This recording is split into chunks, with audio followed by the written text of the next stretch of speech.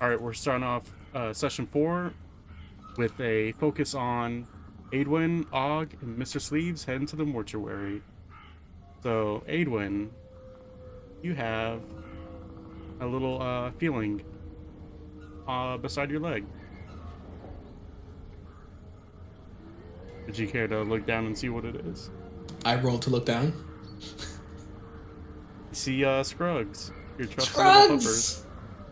Jeez, Scruggs, where have you been? You see I go Scruggs down has and like a huge dick in his mouth. Oh, okay. I guess that was very important. Good. I'm glad. Ooh, all right, buddy. I'm glad you're here. Am I glad you're here? Shouldn't you be at the shop? Anyway, doesn't matter. Scruggs is just like following you now. You see like leaves and stuff from the Feywild, and obviously that branches from the Feywild. So whatever he was doing, he was in the Feywild doing it. All right. Well, okay. That's what you do, right? I gotta give him a pet. Oh my god. Mm-hmm. He's just like, yep, this is it. Oh, this is Scruggs. He's my dog. He's the shop's dog, but I take care of him. So he's a puppy. He kind of has a teleport thing where he can do it. He's just not super great at it. So there's a lot of times where he's just not anywhere.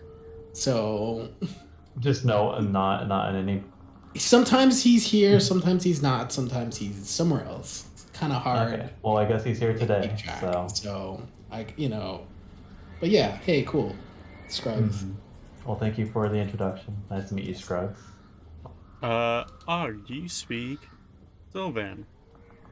What languages do you speak? I believe I do, actually. I do. Scruggs says hi back in Sylvan. Well, hey there, Scruggs. Did not think I would be able to talk with you. Oh shit, you can talk to? Oh, you know Sylvan? I do. Interesting. Write that down. I know many languages. I make a note. Mm-hmm. Aidwin makes a note. It's like, I guess I still don't know much about you at this point, Sage. well, I bid hello to Scruggs and tell him that he's looking quite nice today. Scruggs just every time Scruggs like tries to talk back, there's always like a component of stick or bone. Unfortunately, I have neither of those on me, so you'll have to go forward those for yourself. Well, thankfully, I already have one. I could also offer up Mr. Sleeves if he wants to go like that, but Mr. Sleeves is awfully quiet right now. Someone who talks constantly. well, I prefer him that way, so I'm not going to wake him up. And he's not poking out of the bag anymore. He is securely tucked inside. As long as he's there. We have some distance to cover, so as long as he's not bothering anybody, this is for the better. Mm-hmm. Mm-hmm. I should say that Scruggs looks like a tiny little basset hound puppy. What does Excellent. a basset look like? Long ears, stubby little legs, kind of chubby, drooping Oh, face. those guys. Yeah, Those they got that guys. going on. Yeah. Scruggs isn't at that point yet, but you can tell that it's starting. That you can see just like a little slobber every time, like falls off of him when he walks fast or does a little hop. Mm-hmm. Aww. And he is just taking in the scene here of the city. Technically, he's been here for a long time, but still just a puppy. So I asked Aidwin where, I haven't had a chance to really talk to many of you yet. Where are we? Or what is this city? Oh, yeah, sure. Well, let's walk and talk. This is the Sigil, the city of doors, heard as of it it. were. Mm-hmm. Oh, okay, yeah. So a lot of stuff going on. A lot of people from a lot of different places. I assume you came here through a portal of some type. Randomly was I was walking around and randomly ended up here. I just was in my forest and Yes. Kind of the case with a lot of people, believe it or not. Some people come here that way. Some people are born here. Some people find a way out. Some people leave voluntarily. Some So decide. were not you to. born here? I was. And lived here your Um, whole life? yeah. Some people stick around, kind of throughout their whole deal. I like it. In some places, I assume you would have to go around to find a lot of different kind of places and people. But in Sigil, everything's all here.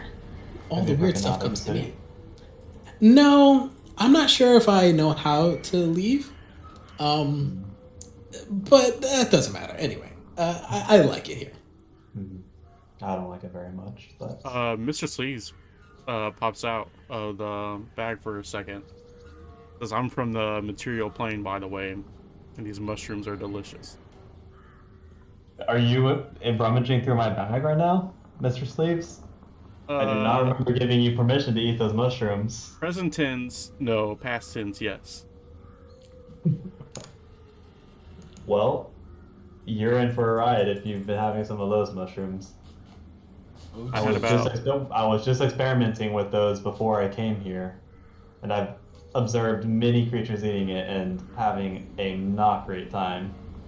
You see, Mr. Sleeve starts to like loosen up his tie, and he's like, "It's hot in here. Really hot in this bag." I turn to Aidwin and tell him that this might become a problem really quickly. Jeez. Mr. Sleeves, do you remember how many of those mushrooms you ate? 6, 12. Quick, make him throw up. Put your finger in his throat. Wow, it's absorbed essentially immediately, but Oh, geez. We don't have I time to go guess to like poison we'll just control. have to make sure we give him access to water and are ready to catch him at any point if he just darts on us. So, and be ready for a lot of nonsense. Gotta keep him hydrated. He is zooted. Scruggs actually chimes in and says, there's people following us, right? On the rooftop? They're like, up there? I turn up and look towards the rooftop. Yeah, and you still see those like those masked figures with like blank expressions and the eyes just bleeding. And I turn to Aidwin and ask, "Do you know anything about these guys?" No, wait. Would Aidwin know about the masked people? Aidwin would not. These are a new development. New development. Okay, so it's like, no, I just know that I don't like them following me, so we need to book it. And I should say that it is like still raining, thundering, and lightning because the Lady of Pain is still on her rampage right now. And you do know that that's from killing Adabu. So Adabu has died. He's on her rampage. Well, I suggest we either start running or we try to lose them another way. I say both. And I start like picking up. All right, and I grab Aidwin's hand and immediately dart to the left through the closest alley or, some other passageway I can find. Whoa. Give me stealth check. Both of you.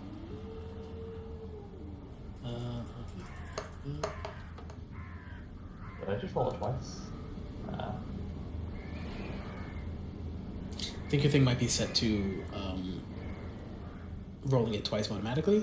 There's a setting in Roll20 that like makes it so that You got a 19, didn't you? Not Aidwin. I did. Aidwin did. I did not. What did you get? You got a 9? I guess I got an 8 or a 9, depending on which one you want to look at.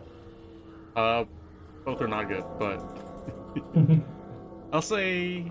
Oh, actually, you know what? From last session, we had the pass without trace, correct? That's right. Yeah. So you add So like a freaking... plus 10 to that, you get I'll say you get a 19, and Aidwin gets a 29. I'll just count Mr. Sleeves in that since he's tucked in your bag. Currently, freaking or tripping out, we have no idea what's going on yet with him.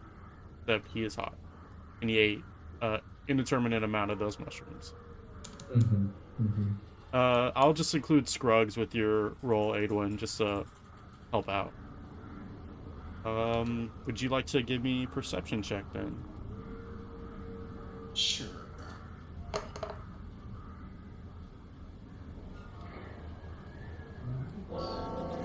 You notice that think that you might have lost them. All right. Well, hopefully that keeps a distance between us for now. And I'll say know Adwin how to- knows Sigil enough that he can guide you through the back alleyways to the Mhm. mortuary. All right, let's try to keep a low profile here. Whoa. Question, DM. Mm-hmm. How long would you say this little journey takes? I would say a good 25 minutes. Okay. How many did you see whenever you saw them? You saw about 6 of them. 6 of them? Were they all traveling together? Yep. They were all Grouped up. It looked like they were following behind one person, but they were very close together. The one person was basically the scout and in charge of looking for you. I was going to suggest trying to capture one, but I best think it's keep a low profile for now. Yeah, I think we're trying to keep a low profile. I was only asking because I know because changing my configuration to infiltrator mode takes a short rest. I'm trying to think of is the possibility there of Adwin being able to do this while walking? If not getting the benefits of a short rest, but instead only the benefit of switching to infiltrator. You wanting to be caught out of your pants if they attack while you're in between defender and infiltrator mode? Well, no, it's just that I have my armor on already, but guardian mode is just big hulky armor thingy. Infiltrator mode is just which would work better for this situation where it's a skinnier profile, where it's more form fitting. Gotcha. But so it takes a switch right now? Yeah, I wonder if I switch because it normally takes a short rest, but I would say I'm proposing doing a short rest, but instead of getting the benefit of a short rest, being able to switch to infiltrator mode on my armor, just on the move. It's your call though, because it's I'll let you do this, but give me an intelligence check and then a sleight of hand check. Okay.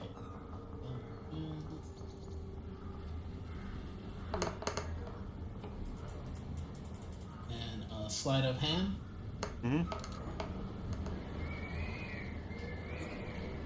I'll say you know how to do this, but it's gonna take you the whole way there trying to do this. If you're walking while trying to do this, you can do it, but it's gonna take you the whole time. And it's gonna give you, if anything happens, it's gonna give you disadvantage on trying to react to it. Okay, I'm gonna try to do that. Because especially because Adrian would think this will work better for just for just being sneaky in general in the future. So I will do that. Okay. Pass without trace is still. What's the length of time on pass without trace? It's an hour. I believe it's an hour. Yeah. Okay. It is also concentration too, I believe, right? I don't think it is. It's concentration. We'll check for No, it's not. It's not. Oh wait, no, wait. You are right. It is concentration. Okay. Yeah, I was about to say it's too good for it not to be concentration. Yeah, but concentration again just means what do you call it? I can't channel another spell during that, right? You can't do another concentration spell, and if you take damage, you have to roll to keep concentration. Yeah. Yeah, you have to make the DC to keep concentration. So it really just means don't get hurt. Yeah, taking damage. Yeah, that's right. Yeah, so just no more other concentration spells, and also try not to take damage. Yeah, I'll say You guys make it to the mortuary. Relatively bumpy, like free, like you don't see any guys around you. No trace of them. I mean, it is storming outside. Still pretty bad because of the Lady of Pain. But you make it to the front door of the mortuary, where the dustmen reside. Okay. So, I've rolled up for... Do we need a knock, or do we just walk in? I knock, because I don't think this is, like, a place we need to be stealthy, and we need to, like, talk to people and stop them. So I just, like, boom, boom, boom, I bang on the thing. Gotcha. You knock.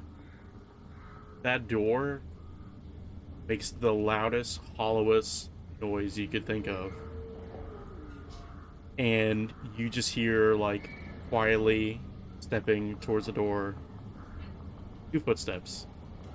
Well, so much for keeping low profile. And then you see it creak open. And you see somebody with, like, heavily bandaged body, from what you can tell. Like, head to toe, basically, it's all bandaged up. One eye is poking out, but that eye is, like, void. It's like a void of blackness. How can I help you? Oh, hey, Adwin, Dexter, we have a situation. Can we come in? Who are you from? From the Hands of Time. It's really important. Yeah, but what do you need? There's a body. Have you gotten a body recently? It's like it's a dude with like a were-rat kind of looking dude. It's super important that we find out where this body is, and hopefully no one touches it anymore. What? Were-rat? Are you a were-rat? No. Does he look like a wearer? You got a curse on you, though. What? Wait a minute. Wait, huh? I mean, yes? No? Is there? Adwin is befuddled. Yeah, he creaks open the door a little bit more. He's like, yeah, on your back, you got this, like, mark from, like, a slash or a bite. And it's, like, sizzling right now. Oh, jeez. It's like... not that I could, like, look around at it. But, now that I've switched to... I mean, like, now that I've switched to infiltrator mode, I can actually, like, reach and, like, kind of look at part of my back that I couldn't before. Because I was in guardian mode. I was just like, oh, wait. And now I can kind of, like, feel a thing. Yeah, whatever you touch it, it hurts and it stings. Oh, well, shit. Okay, we have 2 problems. Lycanthropy from that were-rat that just came in? Ah, jeez, it did hit me. Wait, you did take one in? Oh man, too many things. Yeah, it's just about to be incinerated. Why? Stop it! Could you find it? It has there's some shit with it. We need to stop it from being incinerated. Look, can we just come in and discuss this on the inside? Do we have to stand out here? There's just like a long Please pause just let us from in. him. Okay. He just lets you in. Alright, before we walk in, I just glance outside just to see if I still see those same people Give me a following perception check. It's a perception check. You see only one figure on a rooftop. This thing, as big as you, It's a big fella. and you do not feel good about what look it's giving you. It is just staring straight at me. Yeah, It's on the rooftop across the street, that door looking right at you, and it's meeting your eyes. As we step in, I guess, because I guess we're stepping in, I whisper to Adwin and let him know that I see a very menacing looking individual following us still. Okay, well let's close the door quick. Oh, maybe You see that bandaged figure like overhears you and says, "Oh, let me go look." And it pops its head out, looks up. He's like, "Oh boy!" And it closes the door. You see it throw on the locks to the door, and these are like bars. He's just throwing down bars. He's like, let's quickly get rapping. inside, and let's quickly go to the top floor. You know this fella? I know what it is, and it's not good. Can you Okay, be a so- little bit more precise than that? Because I do not like the way that he was just looking at me at all. And I Okay. was very much confused. I don't like it either. That's three problems in order. First, find his body. He's like, all right, we're gonna go to the top. How about that? That's where the body is, and let's go. I locked the door pretty good. It's got a couple of bars on it. That's as much as we can do right now. Let's go take a look at this body. And you guys go to the top. Once you're there, you see the body of the were-rat, and it looks like where all the wounds were for it, like the throat, like the sides where it got stabbed and shot by arrows and stuff. All of it looks like it's bulging and somewhat mutating, like it's puffed up. Oof. Oh, jeez. Okay, well, at least we're not too late. It was like, yeah, it must be rabies or something. No, it's not rabies. That's I not mean, rabies. we don't know much, but we know that this guy was dealing with some weird arcane stuff, and it involves some type of crystals. And from the samples we got, it spread quickly and it reacted to human blood. From what we can determine. I asked this mortuary person. Sorry, did he say his name? I forgot if he did. Oh, he asked you guys. He's like, what's your guys' names? Mm-hmm. Oh, Adwin. And Og. I've gotten bad at that. And you see popping out of the bag for a brief second is Mr. Sleeves. He's like, Mr. Sleeves, #1 entertainer in Sigil, and then he just passes out and falls on the floor. And this We'll is deal with that later. We'll deal with that later. So, and your name? He introduces himself as Ignatius Twice Dead. Mm-hmm. I am a part of the Dustmen. I'm a Dreadlord, so I'm the big top. All my associates underneath me are currently out collecting bodies in different planes of existence to get rid of those bodies from people who contract us. So whenever you bring in these bodies, do you perform like any sort of what do you call it? What's the word for that? Whenever you inspect the body, like an autopsy. Yep. Yeah, if it's contracted, but if it's like a cleanup duty for the city, we just burn them. I mean, Yeah, I would. Because dead Did body. you expect this one? it's on the table, and I was about to.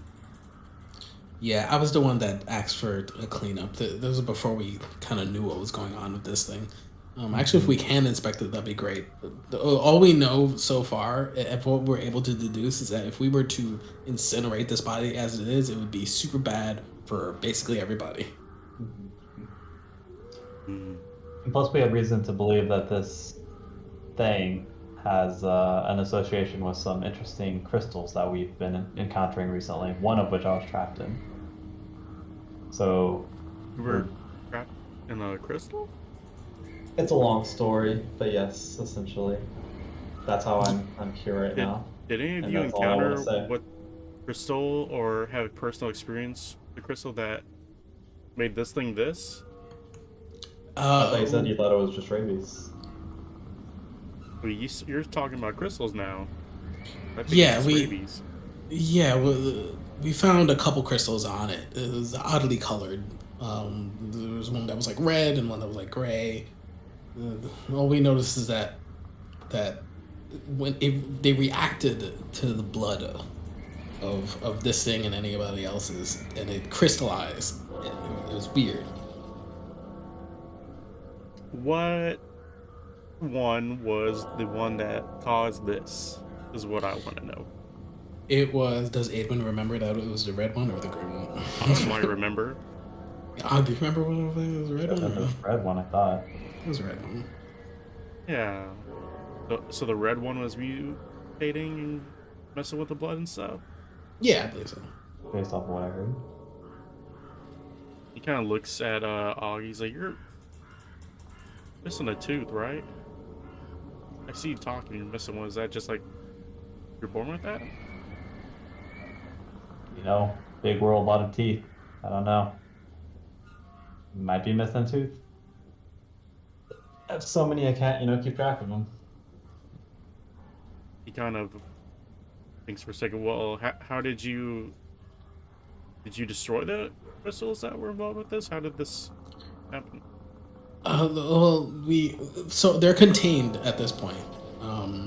Once we saw the reactions, but we know that it had more of them. Mm-hmm.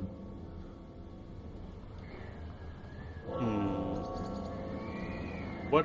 So you said there was a golden. I asked Ignatius why he's inquiring so much about these crystals he knew nothing about less than 15, seconds ago.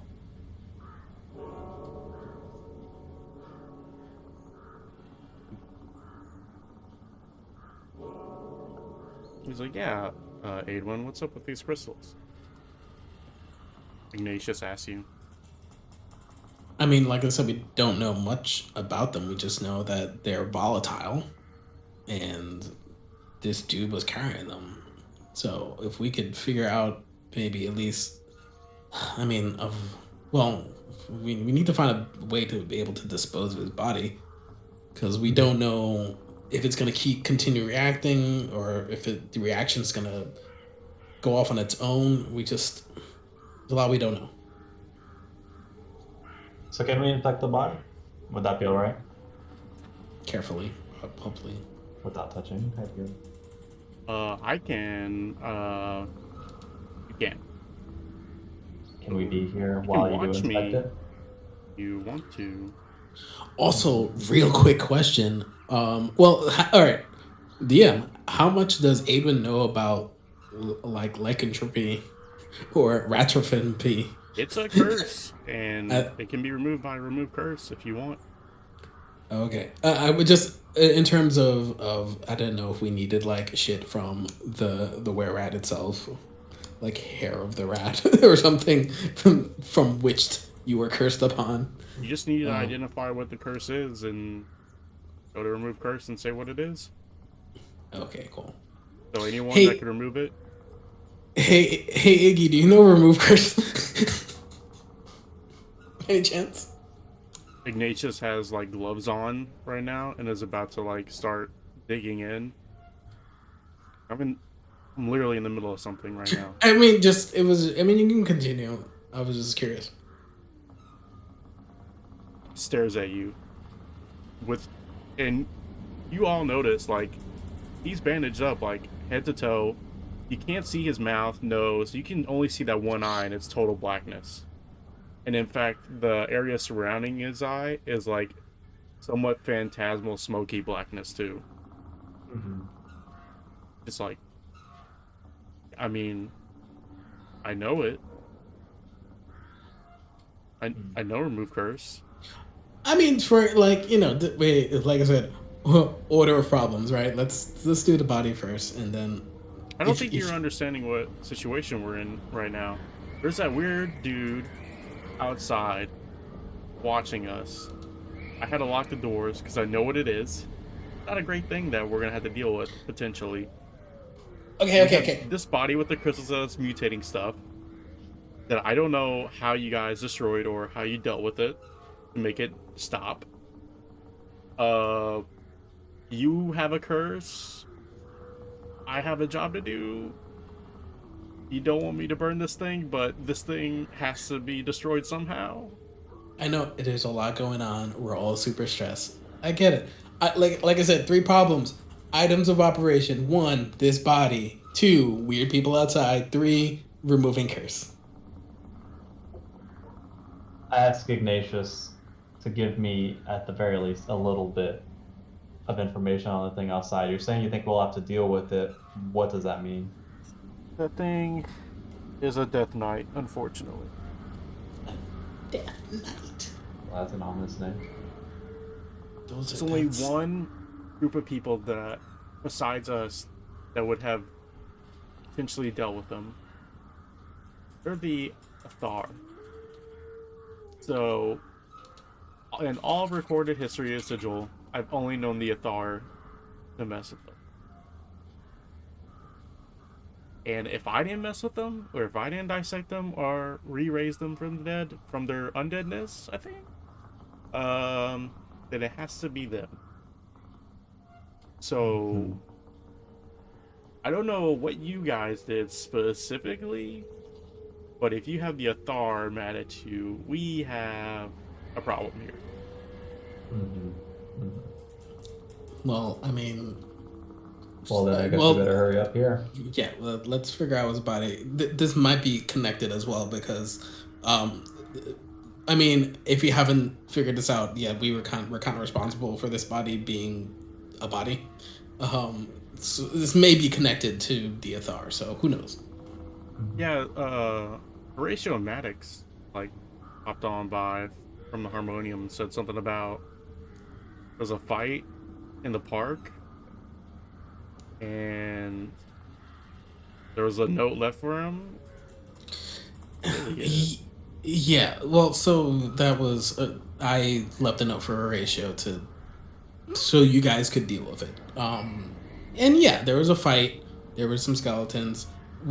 Technically, he was killed by his own people. So I don't know how much of that is on us, but we got into a scuffle. So if this guy's connected to the Athar,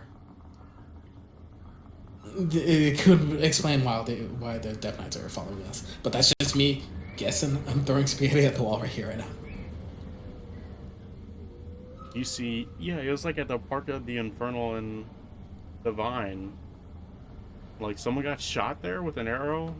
Mr. Sleeve just pops up. He's like, me, and then he just falls back down. Yeah, that's it. Like other people got shot too. To be fair, anyway. I ask Ignatius, how long do you think this is going to take here? Well, I'm looking at the body right now. I haven't even touched it, and it looks like its wounds, even though it's dead, they're like pulsating.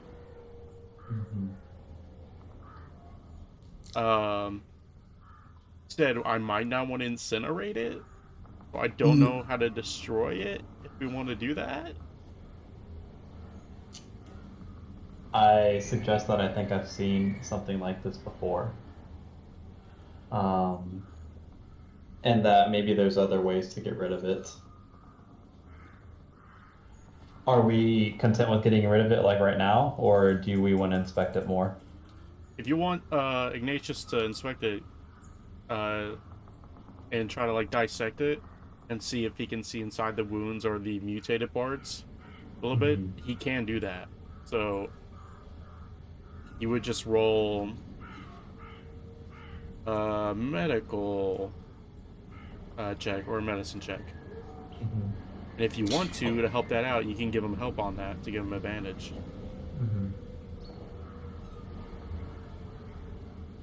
Also, did I forgot to check.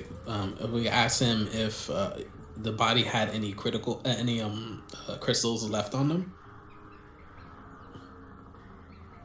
Because I think I remember there being more crystals. You see Ignatius like, all right, well, I'm just gonna dig in with the scalpel and my glasses. Heck of medicine. And you see him like he has kind of like one of those glasses that has the different filters and stuff on it, or magnifying lenses on it. He's flickering through them right now while he's like digging through. And he says, yeah, there's like shards in these wounds of like that crystal, and they're like bleeding. The shards are bleeding? Yeah, the shards are like still bleeding, and it looks like they're fused to the skin. Are they moving at all, or are they just like pulsating? Do you see any sort of like anything coming off of them, or they're just connected within the skin? It looks like the blood is like seeping deeper into the body, and it's like these wounds are pulsating, but it's person's dead. I mean, I can convene with my god and the they truly are or not. Mm-hmm. If you want me to do that, I could. What But do you mean convene with your god? just ask them question, like what's going on with this thing. Give me some guidance. If you think that's not going to take too long, I don't see any reason not to. See, Ignatius, he has like this sensor. It's kind of like a chain and a ball with like incense on it. Mm-hmm.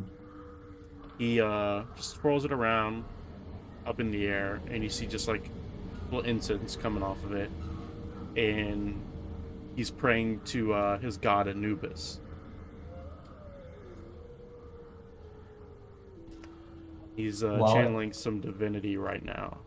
while he's doing this, I walk. Well, I guess I'm kind of standing over him, but I tap on Mr. Sleeves and see how he's doing. Mr. Sleeves is not doing great. Hmm. Mr. Sleeves is slobbering and drooling. Well, I guess we better look for some water. So I scan around the room for some water, just anything. Yeah, there's some like cups of water and stuff. All right, go over, grab those, come back, try to tap him, and maybe even slap him awake, and see if I can give him some water and see how he's doing. Mr. Sleeves is out of it. That's not great. Completely out of it. I turn to Adwin and say, he's not going to be having a good time, but he's not going to die. So I guess we'll just deal with this later. To be honest, it's probably not the first time he's been I under wouldn't this doubt it. influence. No, not doubt it. Ignatius is done with contacting God, and like, well, I have good news and I have bad news. Which one would you want first? Bad news first. Bad news is this thing could potentially come up to life again without any revivify or anything like that. Also, don't let it touch you. Okay, cool. We knew some of that. Anyway, what's the good news? It's dead for the moment. Okay, this is. But I mean, I guess we better get. I'm undead too, but twice dead? Undead? Yeah, I've lost count. I suggest everyone stand back, and I think it's time we get rid of this thing right now. The moment you try to do that, you hear a loud banging on the door downstairs. I rush to the door as quickly as I can, and I scan the room for the door. Okay, yeah, you said it was April. Yeah, I run to the door and get ready to cast snare. Can I just cast that? Go ahead. Yeah, you can cast that on the ground. I'm gonna just cast it on the ground. Yeah, in front of there. I guess. Yeah. Ignatius comes up with you to the door. So, Adwin, would you go up to the door too?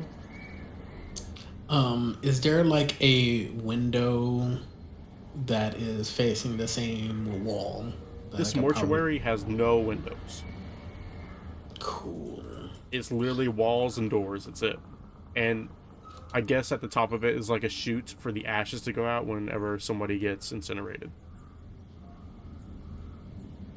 All right. Yeah. I also I keep a somewhat of a distance though from behind everybody. I ask Ignatius, so you think this is the one who was following us? Oh yeah, yeah. This guy, lovely dude. Is there no peephole? There is not. Heck. Ignatius just takes off the gloves, and he takes out the sensor, which is like now a flail at this point, He starts twirling it around and starts chanting something. He's like, I think we're gonna have a moment here. I hope everyone's ready for what's about to happen. It's not gonna be fun. All right. I guess I decide to cast a symbiotic entity, just ready for this to happen. But before anything, I like go up to Og, and I place my hand on his shoulder and I cast guidance. And that is you touch one willing creature, and before the Would spell Mr. ends, Sleeves be with you guys? did he put it back in the bag? Is he back in the bag? Let's pretend. Oh, I don't exactly understand where the layout of the room was, but I'm gonna assume that he's leaning against a wall somewhere. So the bottom floor has a bunch of like caskets and stuff, and like it's basically a mausoleum. And then directly in front of the front door is stairs leading up to where all the autopsies and stuff take place and incinerations. Mm-hmm. So you were up there in a room, and you're Okay. down here at the front door. We're down here at the front door right now. Mm-hmm. And it's a Okay. big circular building too. Like it's just a huge circular building. Gotcha. I mean, I did not put him to. I did not remember to put him back in my bag as I walked over the door. Okay. You hear just constant bang, and then you start seeing the bars bend. One by one, they're starting to bend. And that door is opening the wrong way. So Ignatius had to push out to open the door, and this door is being pushed in. That's how strong this Death Knight is. All right. Well, I guess I already casted symbiotic entity. Can I also, I guess, cast Shalala and Shalala as well? Yeah, I'll let you cast play. I think it's a bonus action regardless. Yeah. Yeah. Okay. As soon as you cast that, that door flings wide open. And all that's left is the frames of the door. In fact, I want Ignatius is gonna make a dexterity saving throw. Aidwin's gonna make one, and Og's gonna make one. All right. Dex saving throw.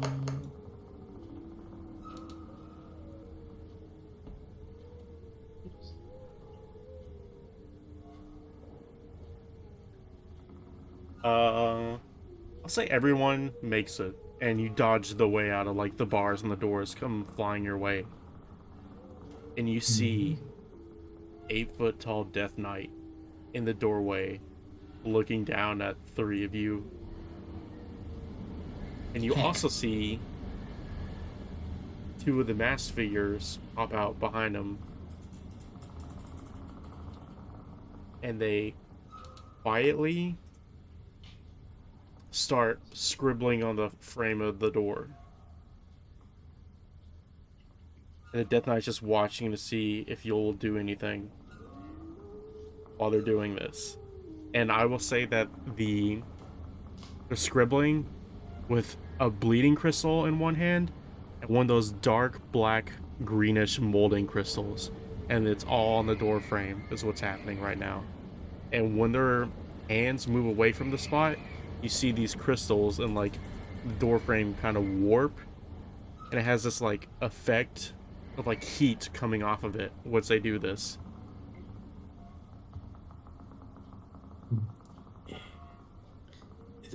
So like the door frames are like heated up now. When you say like they're scribbling on it, like they're writing on it, or they were just. So imagine you have chalk, and you know how you scribble chalk on the ground or a chalkboard to make it like a wider or a thicker line. They're kind of doing that with both of the crystals on the frame right now, and it's making the frame warped and kind of like moving a bit. Oh. And they're just about to get to the top of the frame. I guess we should rush in at this point. I shoot. I fucking shoot him. I want- zap him. Everyone to roll initiative for me then. There you Initiative. I That's love high these initiative. initiative rolls. And I never get like above go. 11. I don't remember the last time I had a good It's alright. initiative There's roll. only two. Well, I guess. That's we don't have these Mr. Sleeves this friggin- time, but there's only two of us here. Well, like, plus Ignatius. and Scruggs. Well, Scruggs just goes after me, right? Yeah, Scruggs Yeah, goes Scruggs after you. is- Oh, Yeah. Scruggs fights? Cool. Let's go. Yeah, you could do You stuff. can do some. Okay, so those two maskless, well, they're masked. Those two masked figures finish what they're doing with the frame. They exit out, and you guys are no longer in the mortuary. You hop in to a very different location. Heck. I'm sorry, I just saw Scruggs joking. You see 3 zombies in this location, and the red is all the red crystals. That's all red crystals. Those bleeding crystals, there's blood everywhere in that circle. And those zombies are in it. That Death Knight is in it. Oh no. I have a feeling we're not going to touch that. I Oh, wonder when no. to touch that. Heck. So, I'm just gonna add everyone's turn.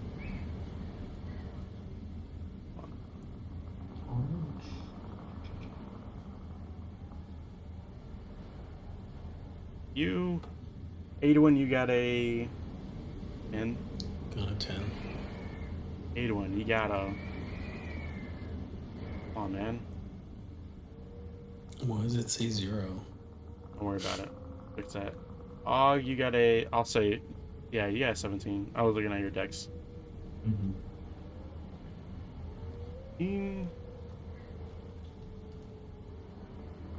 Should I even roll Mr. Sleeves at this point? Is he catatonic or he is unconscious? I guess it doesn't He's- matter. Unconscious. There's a chance that he could help out. Ignatius rolled really well. He got a 19. You let a dead guy outspeed you, Adwin. I mean, this goes par for the course. I'm rolling initiative for Mr. Sleeves with disadvantage. He's gonna get like he's top of the order. He drools.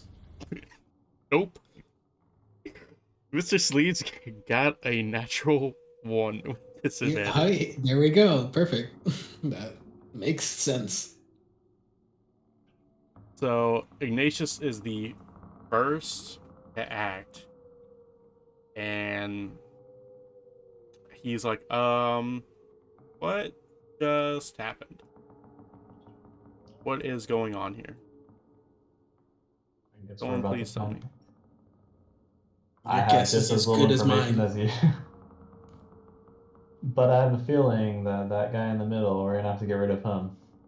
And I would not recommend touching these red, what do you call it? Red shards.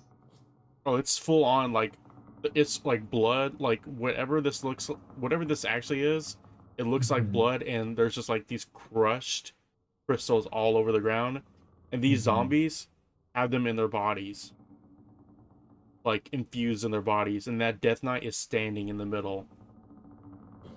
Mhm. Alright, but we recognize it as the bad crystal stuff. Yes, Is that right? you all Yeah. recognize this as the bad stuff that you should not A, touch, B, let be hurt by. Awesome. So Ignatius is like, well, Uh, this is bad. This is quite Very. bad. He's gonna look at the zombie, I guess, right in front of him, probably right here, and he knows that zombies product damage doesn't do anything to him, so he will just cast a little sacred flame cantrip at his face,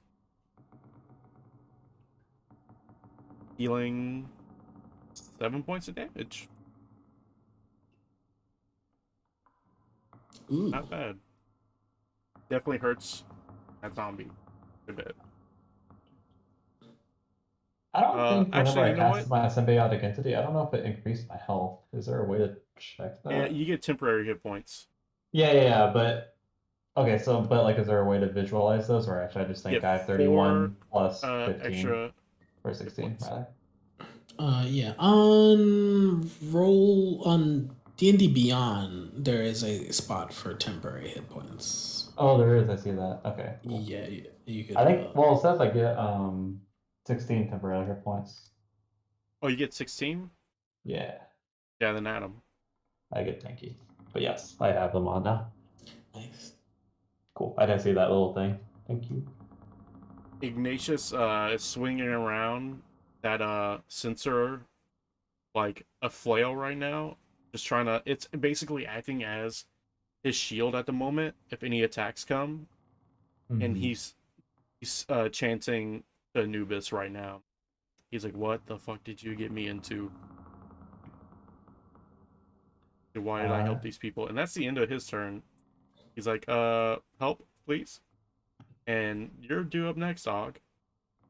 all right. I try to sidestep over here, Okay. past Aidwin Hmm. towards this one, this zombie. I guess. Can I move myself, or is that just have arrows? You can move yourself. Should be. Select. Yeah, right here. Okay, there we go. And then I already have Shillelagh, whatever you call it. Hmm. I guess cast. So I just take a swing at this guy, and then every single. I mean, every hit does additional necrotic damage, but that's doesn't do shit, unfortunately. Um, but yeah, I mean, I guess I cast, or I'll just attack him with my scimitar right now. Okay. And so, what did it do then? Well, that's the damage, right? Yeah. Oh, that's 5 to hit. Yeah, is that what that is? Yeah. You didn't roll damage. You rolled 5 to hit, which is a miss. Ah, damn it. Oof. I'm gonna All say, right. for your sake, since your symbiotic entity is fungal, we're Yeah. gonna count this as hurting the zombie. So if you want to, go for it. Mm-hmm. If you can bonus action do that, then do it.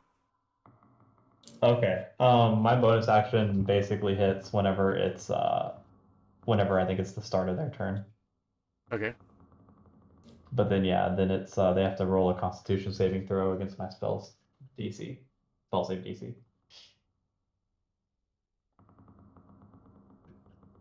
and that's if they're within 10 feet of me, so they have to be basically right next to me. Yeah, that thing is for sure within Oh, 10 that feet that of you. that one is for sure the one right next to me. Yeah. So yeah, two. The others are just out of range. Mm-hmm. Oh, you are But yeah, because you so. already did bonus cast. Okay, gotcha. Okay. Mm-hmm. Is that's it for your turn, correct? Correct. It's time for the zombie that Ignatius just attacked. And it's not too happy about being attacked. And in fact, it opens its mouth to yell. And when you see inside of its mouth, you see this pulsating red blood and just awful looking crystal shards, preventing it from making much of any sound. Like there's a legit crystal shard from the top of its mouth digging into the bottom of its jaw, poking out. Ew. And it is going to move. In fact, it's going to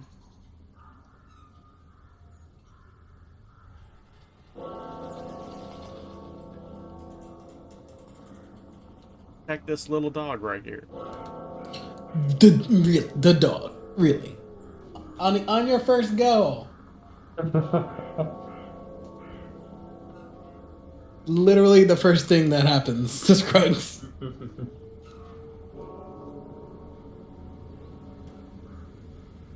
It's going to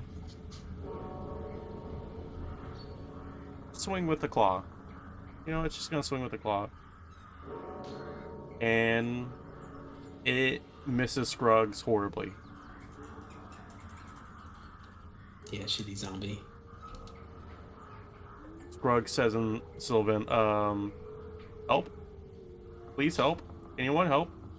Help. Help.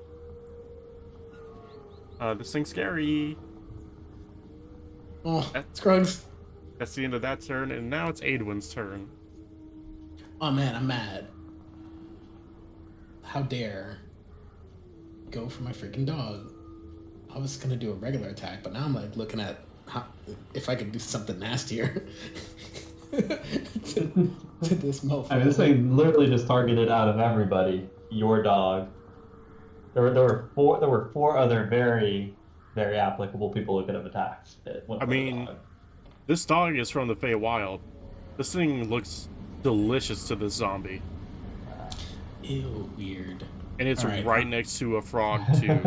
So it's like the zombie in its head is like, do I want to attack an undead or do I want to attack something delicious? All right, well, I'm gonna zap him. I have a lightning like Aidwin like reaches out and you see like a gem on his palm, and he basically like points it out and shoots a bolt of lightning at the zombie dude to just attack my dog. I mean, that hits. I believe that hits, and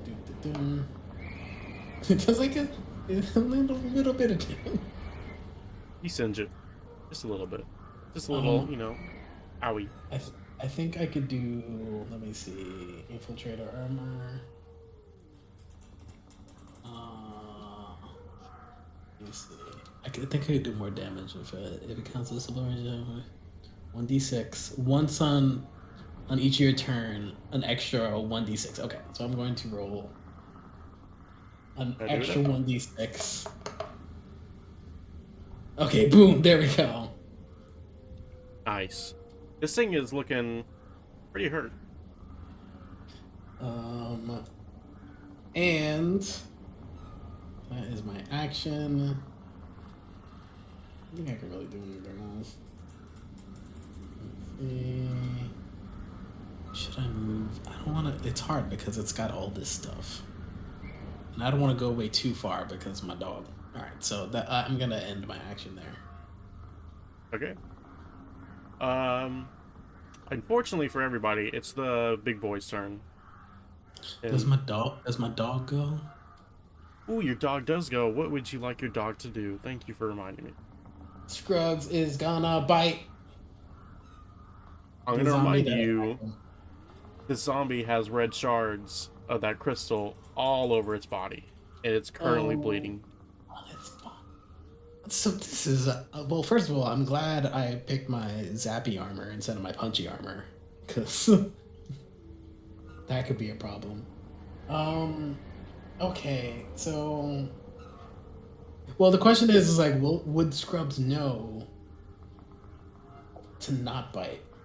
Aidwin sees Scrubs like kind of growl a bit and like he's gonna go bite. He's like, Aidwin's like, no, down boy, no, do not touch. And so he's gonna run. He's gonna run away. He's gonna teleport. You're gonna make him teleport?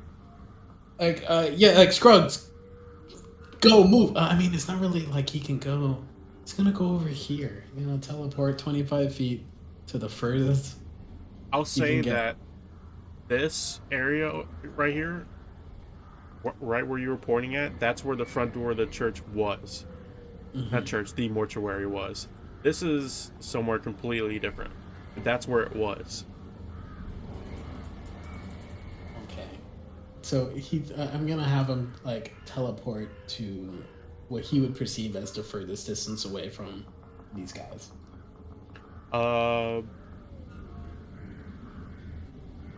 Okay. He will teleport right there. Since he cannot bite. Stay right there, Scruggs. I'll be back in a second. No Can't talk back. biting. He just says to Og and Sylvan, you get in front of me, please? I'm very scared right now. And you see his tail tucked between his legs. Protect the dog. Like, abandon Mr. Sleeves. Save dog. Is that the it for drugs Yeah. third? Yeah, I think that's all you can do. Since he can't bite. Big Boy's turn is Death Knight. And the Death Knight is going to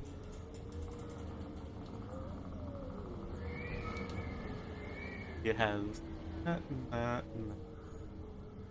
okay. It's gonna roll up to Og. Heck. Slowly but surely go up to you. And it's gonna pull out a huge long sword. And Sorry, it's gonna swing at you. I just got back. I assume that this thing just ran up to me and is swinging at me. Yes, it's gonna hit you with a long sword. Two-handed style. Do I have a saving throw to this, or is it just hitting me? Ooh, and what's your AC? My AC is 15. It got more than that. Alright. What am I looking at here, Doc?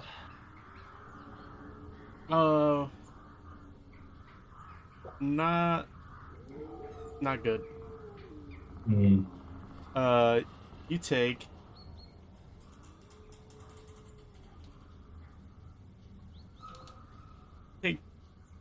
14 points of slashing damage. Hell yeah.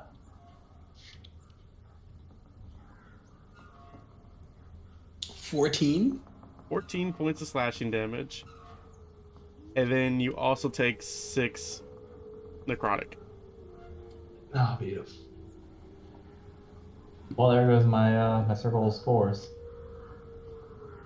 Ooh, because of the plus, what was the plus temporary that you had? 16. Oh. Okay. Never mind. Okay. Oh, well, 16 temporary hit points is actually pretty good. It has a lot of hit points. Yeah, and it's I would just gonna, recommend you all stay further away from this guy than you had originally anticipated. it's going to Or try to move to Aidwin now. It's a good thing it attacked already, so it It's can't. gonna attack you with its longsword. Excuse me?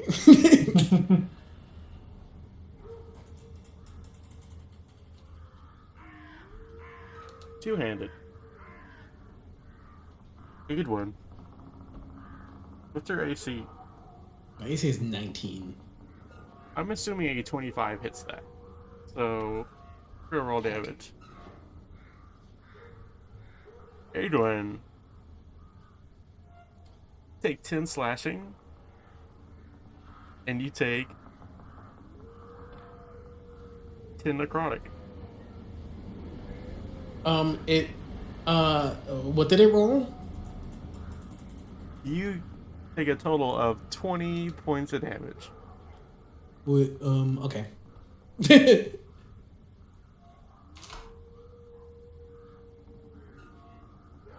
Heck. It's then going to step over this little ledge and look at Scruggs. Impossible.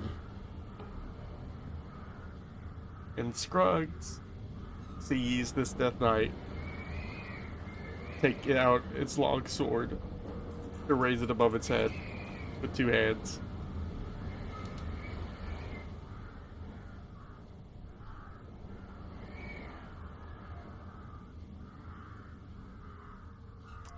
I want you to know how lucky Scruggs is. This Death Knight just missed Scruggs. Heck. Oh, he's Brian. He was a good luck charm. He's like the cricket in Milan. This Death Knight has a plus 11 to attack, and it got a nat 1. It's like the only way it can miss. And that's the end of the Death Knight's turn. And it attacked 3 times. The heck? Yep. And now this zombie right in front of Og is going to attack Og. Because, you know, why not? Mm-hmm. Fresh meat right in front of you. Gonna hit you with a claw attack. Twice. My AC doesn't do anything for this. Nope. He hits you once, so that's 11 points of slashing damage to you. I'm about to just die. That's the end of that zombie's turn. And we go to Mr. Sleeves. Would anyone like to yell anything to Mr. Sleeves? I'd like to yell at him to wake up as he has a zombie right in front of him. Mr. Sleeves, I'm gonna do this. Let's see if he can actually do this.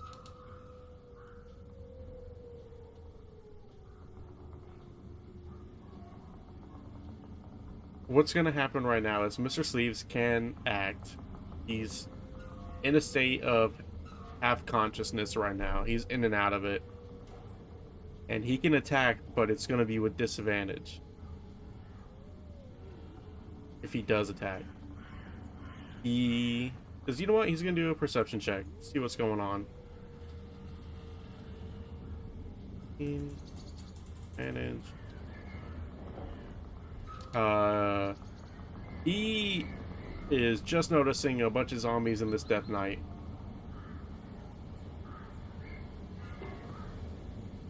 And he does not enjoy that whatsoever.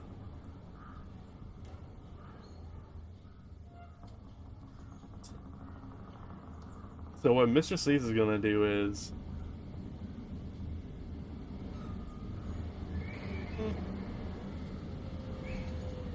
gonna get up a little bit. He's heavily disheveled. It looks like he just overdosed, basically. Mm-hmm. He's going to look at the zombie in front of him, and he's gonna yell, "Get the hell out of my face, you zombie fuck!" He's gonna cast Shatter.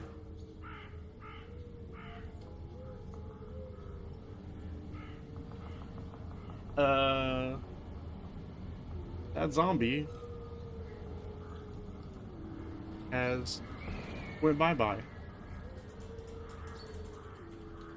And Mr. Sleeves falls back down on the floor. Ending his turn.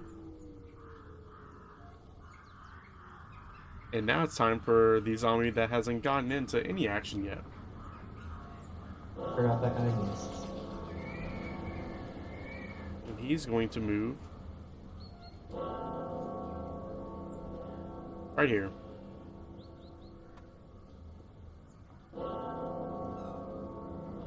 And he's going to look at Scruggs. And misses his attack on Scruggs. He's too low profile. Ending the zombie's turn, doing absolutely nothing. He's like Yoda in Soul Calibur 4. And now it goes back to the top to Ignatius. And Ignatius is asking, is everyone good? How are you doing, guys? This looks kind of bad. It's not going great, but you know, we'll turn this around soon. He asks Og, can you take a hit? I don't have many more left in me, but I could take something.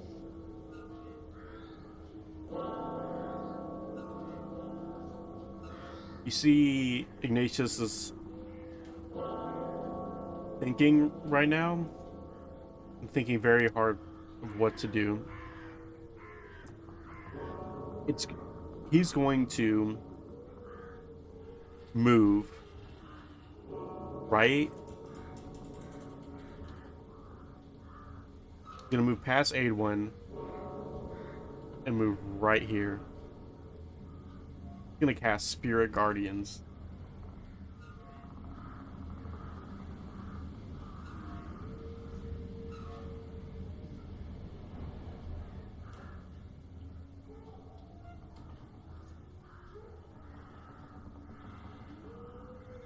And you see they appear, they're like these Egyptian figures that appear, and they're like, they almost look like miniature Anubises or Nubai.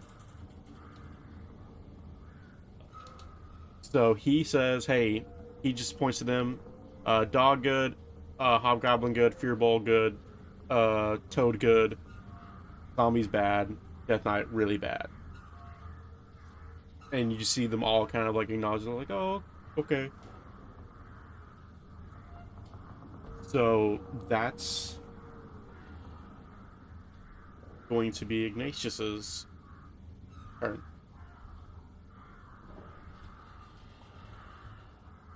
And now it's Og's. All right, I cast what do you call it? In this general vicinity, I decide to cast Moonbeam.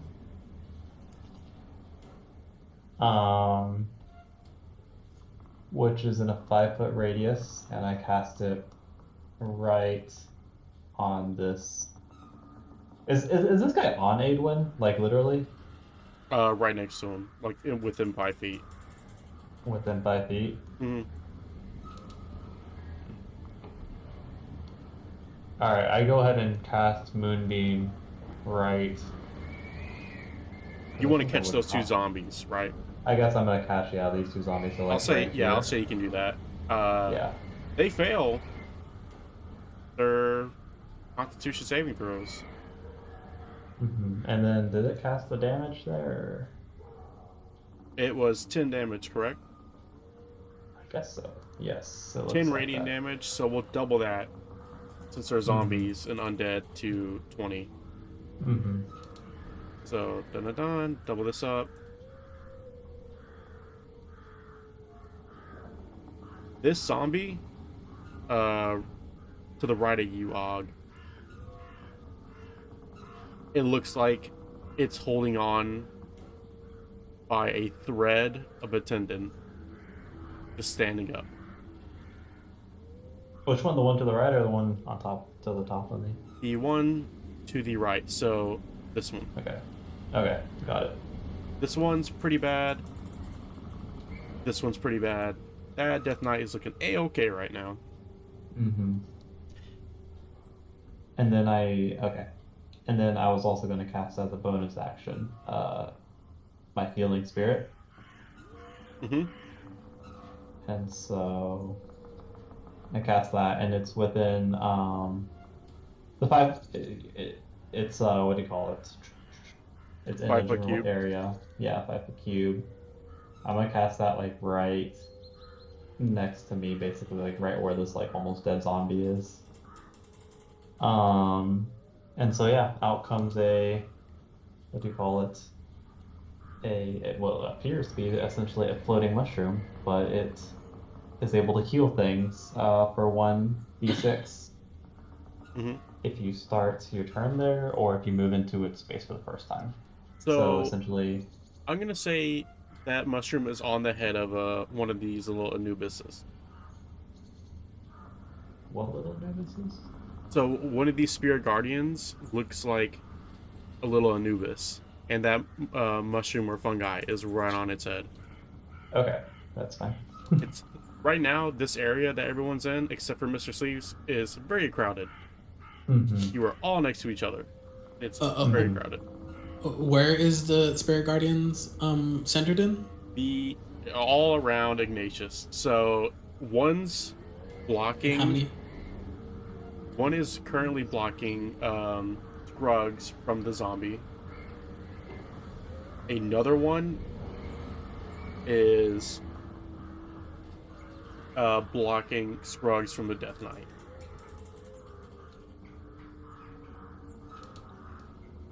And another one is kind of like in the middle of those two zombies. Mm-hmm. Gotcha. So you got three of So, them. okay.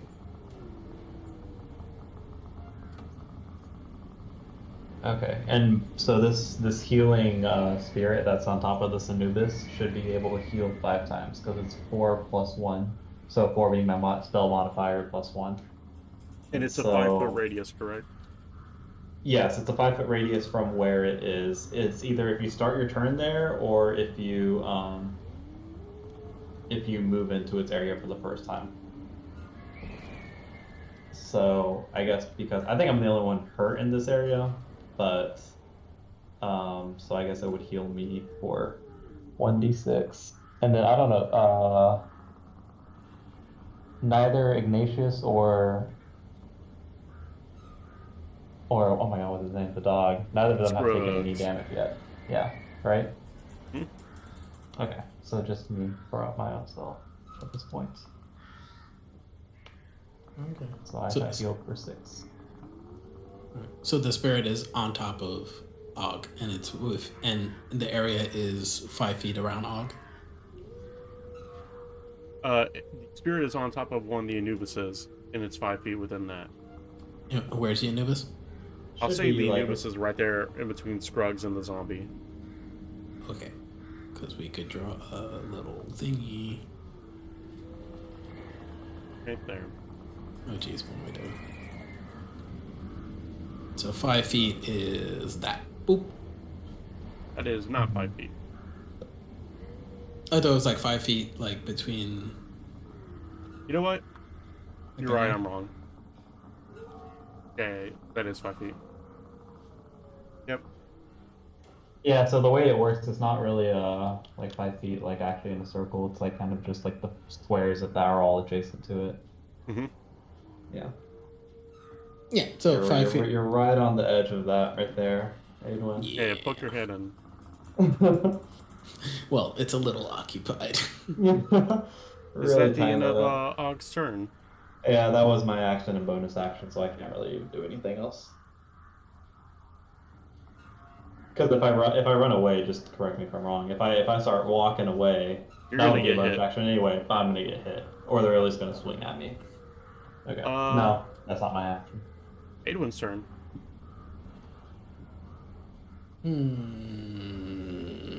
It's a lot. So these two little zombies are looking bad.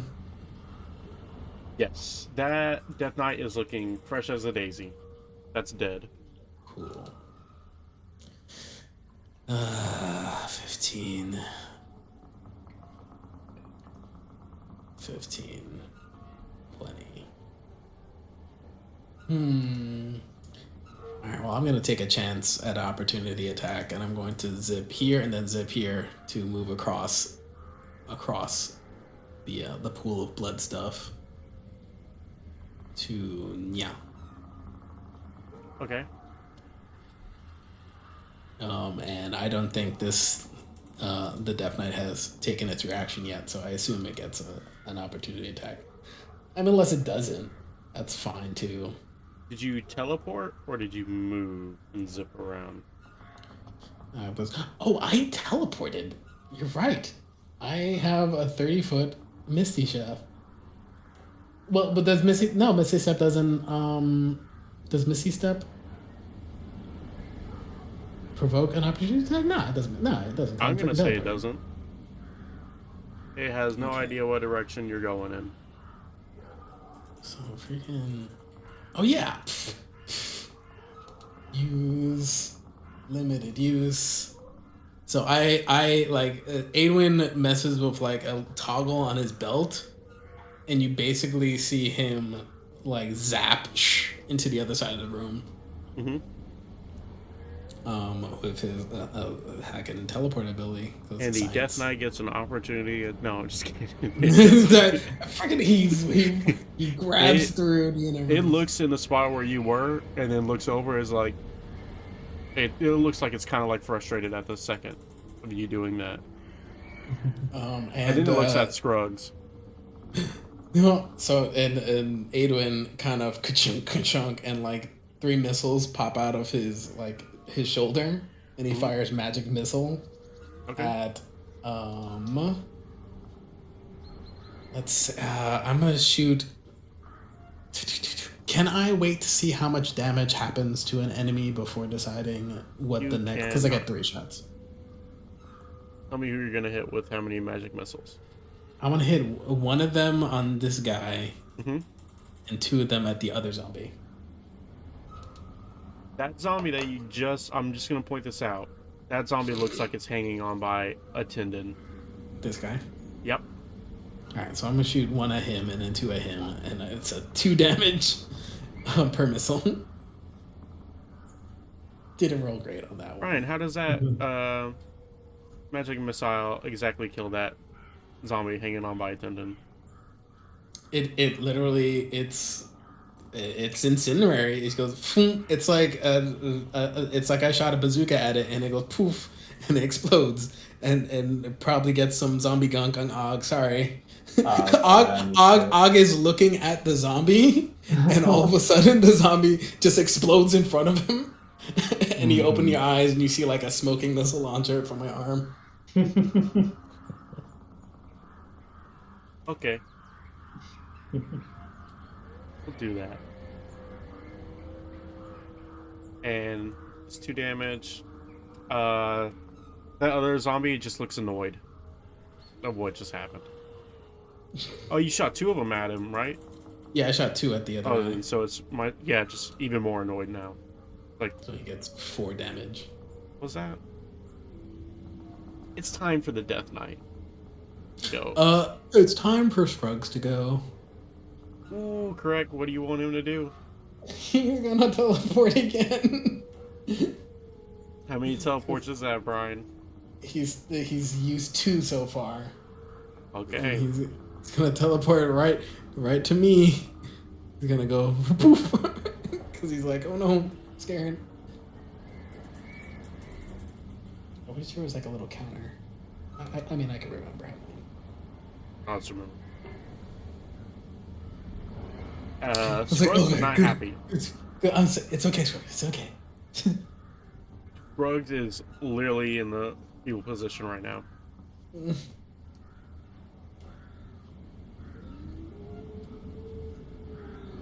gonna... Death Knight time now.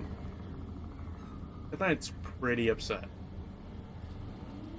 But, unfortunately, it failed a wisdom saving throw, and he gets to take 3d8 radiant damage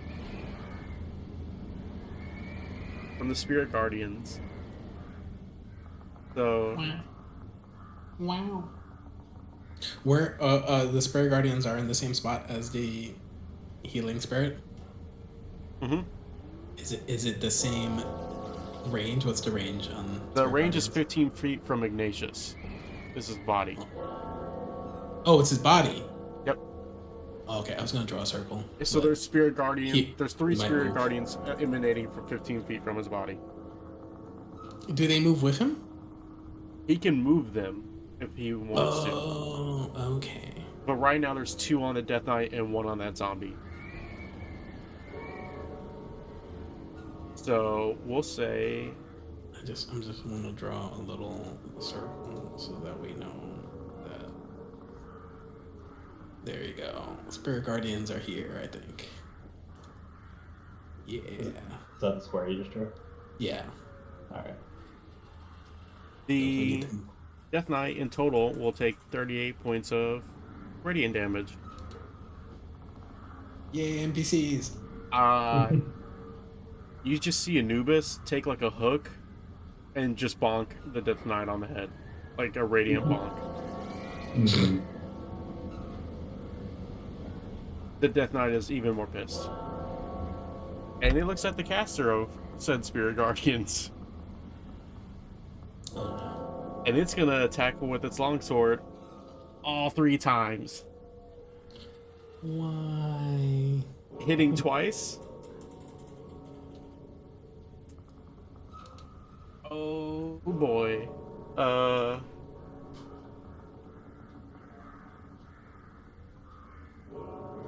You see Ignatius get hit with 24 points of slashing damage. And 9 of necrotic. Ignatius is currently down. Wait. What did it... Okay. That last attack. Damn. Did he go down on the second attack or third attack? Went down on the second because the Death Knight missed on the last one. So the Death Knight was just hammering down on the longsword two-handed, and Ignatius fell unconscious on the second, and he just missed on the third.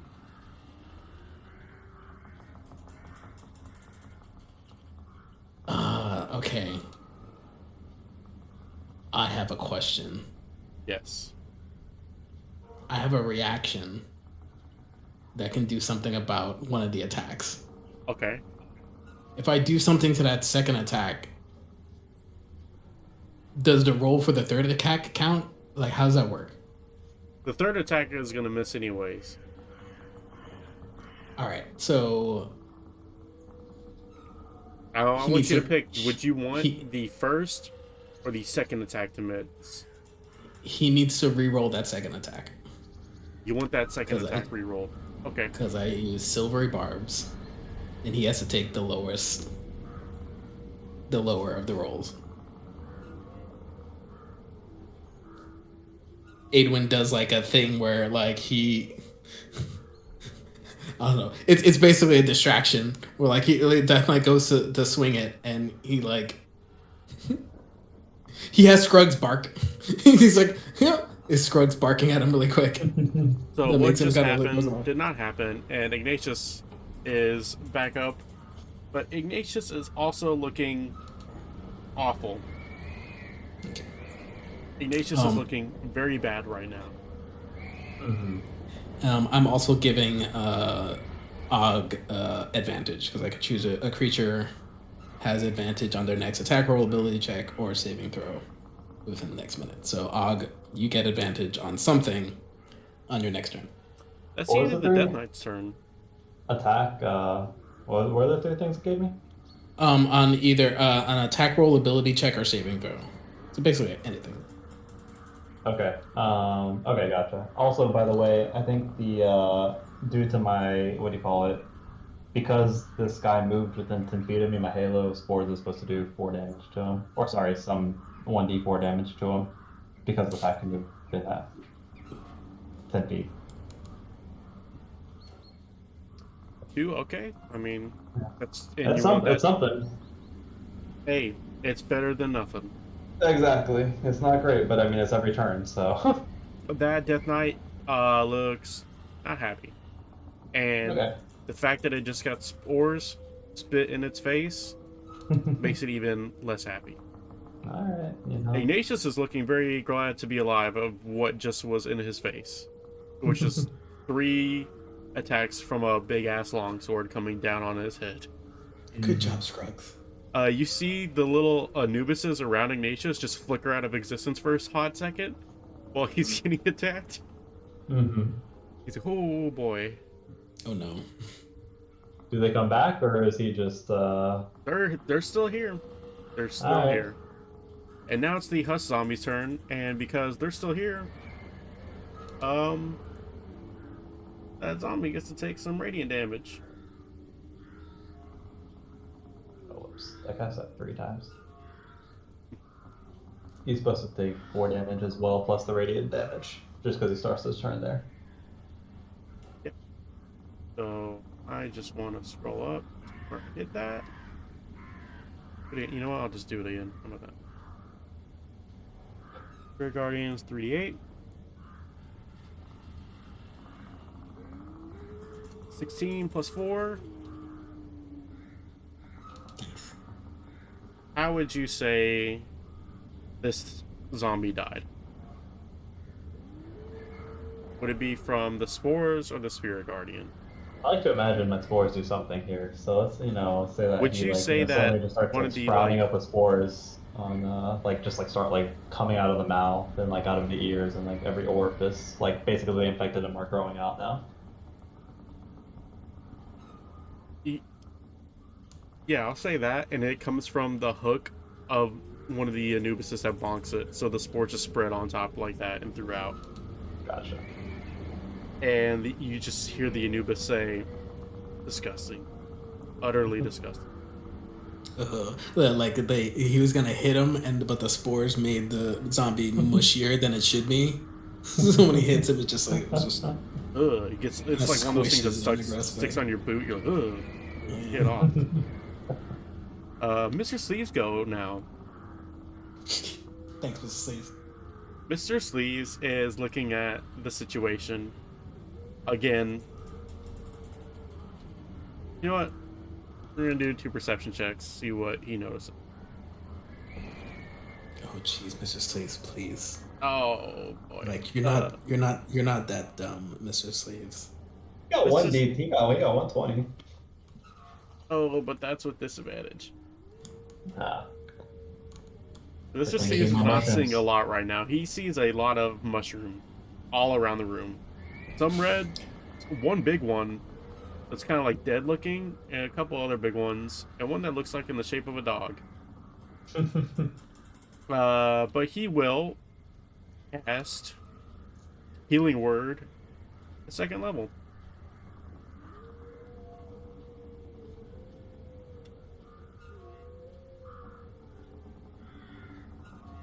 And he will do that to Ignatius. And Ignatius will regain 13 hit points. Not bad.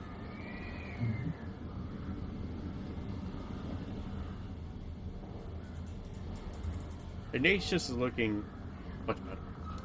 Very happy. Alright.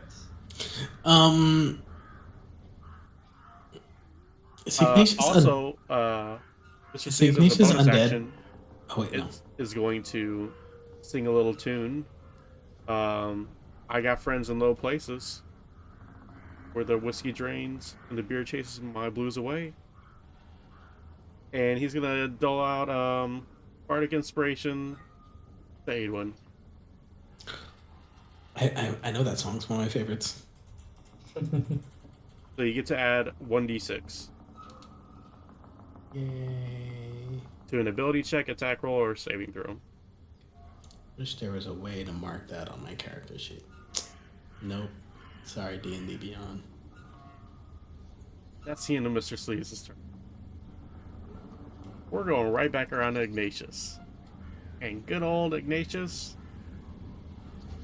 He gets 6 healing for being near my healing spirit. Ooh, he does, doesn't he? Yeah. So that happens 4 more times. This is one of those 4, so 3 more times after this. But anything that starts its turn here is going to get 6 healing at the beginning. And that's you included, correct? Yeah, I'm still in the area right now, at least. Okay. Yeah. So next turn, yes. Ignatius sees this big hulking Death Knight in front of him. And he's going to...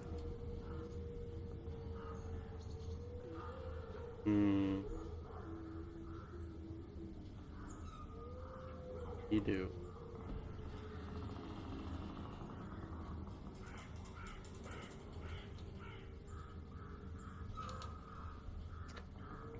he's going to cast Guiding Bolt at a 3rd level, right in the fucking face of this Death Knight.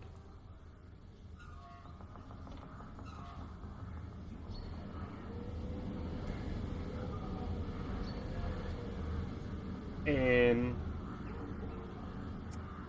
ooh, that's definitely gonna hit. That is going to do big damage to this Death Knight, doing 22 points of radiant damage, and we're just gonna double that since he's undead to 44. And now this Death Knight ain't looking so great. And Ignatius is looking better than the Death Knight does, and they're both dead. So, it's a step up. You see when he casts this Guiding Bolt, he just lifts up the bandages around that eye, and you just see a bolt of radiant light come from that eye. Almost like he's Cyclops. It's like, this is only my 2nd time in a dance with a Death Knight, but I'm still alive. Undead. Alive. I don't know, but I'm glad this is going the way it's going right now. And that's the end of Ignatius' turn. Now it's Og's. Alright, so I start off my turn and I take the healing. Mm-hmm. And let me move that in here. Okay. And so now to cast my next thing, it has unfortunately only a range of 10 in that direction, but I cast Earth Tremor. Ooh. So you see me reach to the ground and plant both my hands on the ground, and then as that happens, then the earth starts tremoring below in a line towards the Death Knight. Mm-hmm. And he has to make a dex saving throw. Fails it. Alright, so he, topples over, I guess, and takes 3 damage. Oh, he's knocked prone. Yeah, he's knocked prone. We're gonna say... Oh, no, I got a better one. There we go. Wrong. Okay. Is that it for your turn? I don't think I can do anything else. I guess as a bonus action, I can kind of run, right? But and since there's nothing near me, I'm not gonna they're not gonna swipe at me. Right. Oh wait, that's the way it works, right? Okay, yeah. And what can I run? Like it's shorter, right? Isn't it like 15 or something? I thought it was. Oh, well, what's your movement? I think it's 30, right? Oh, yeah. Well, yeah, you could just use your movement for 30. Oh, okay. Then in that case, I decide Preferably to not through the not through the red stuff. Yeah, I'm gonna try to basically walk up this way towards right here. Okay. Right here. When you're doing that, Ignatius is like, "Hey guys, what the fuck? What's going on here? I know this guy just got knocked over, but what? Come on." Look, you'll figure it out yourself. Yeah, I know you have another trick up your I sleeve. just met you guys, and I had to deal with the Death Knight. He'll figure it out. Like I said, I know he has some other tricks up his sleeve. You've done the most damage so far. Sorry, Like, this is such bullshit. He's like, whatever, and then now it's Aidwin's turn. He's prone. It's fine. And I'm He can gonna get up. I'm gonna zap him. I'm gonna shoot with advantage. Okay. The dude. I'm gonna zap him in the butt. You definitely hit. Well, let me roll again in case I get a 20. No, I don't. Okay, so Technically you did. So I'm gonna roll that damage on 1, but I'm gonna use my extra zappy power damage once per turn. So There we go. So 5 and 4. He does 9 damage. Not good. That Death Knight just got attacked while it's prone. And you can hear it slam its fist on the ground like it's raging right now. Is he barbarian? Or is he just raging? He's just raging right now. He's not barbarian raging. It's regular. It looks like he's frustrated of what's just happened, and he's not happy. He's like, if you could hear him talk, he'd be like the emo kid. He's like, this is such bullshit. No fair. Is that the end of your turn? Yeah. I think Scruggs is gonna chill too. He doesn't really. He can't really do much besides biting or teleporting, and he's good. So Scruggs is just gonna chill. He's good here. You see this Death Knight get up from prone, so half of movement is gone. It is pissed off. It will punch Ignatius. Just punch him. Punch. Misses the punch. Is even more mad right now of what just happened that he missed. Embarrassed. He's going to start making his way over to Aidwin, though. Jeez. And he's going to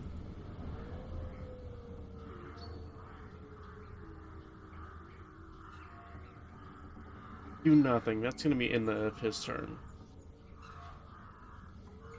Wow. And now it's Mr. Sleeves. Get him, Sleeves. Mr. Sleeves is going to try to take in his surroundings right now. Mr. Sleeves still sees a bunch of fungi and one really mad looking fungi. And he doesn't like the cut of that mad fungi's jib. So, Mr. Sleeves going to cast Dissonant Whispers on this Death Knight.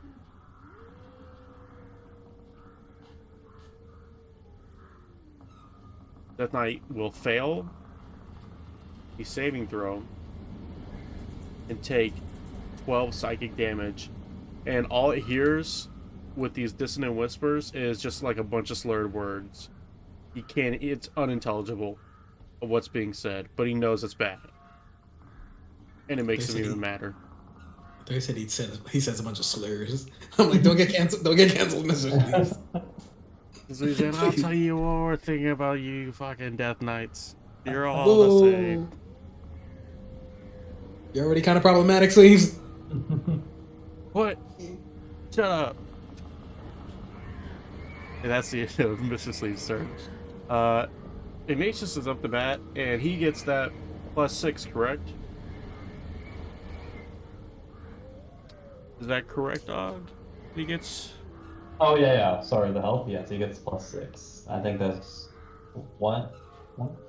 Ignatius is as good as he was when he came back in. Mm-hmm.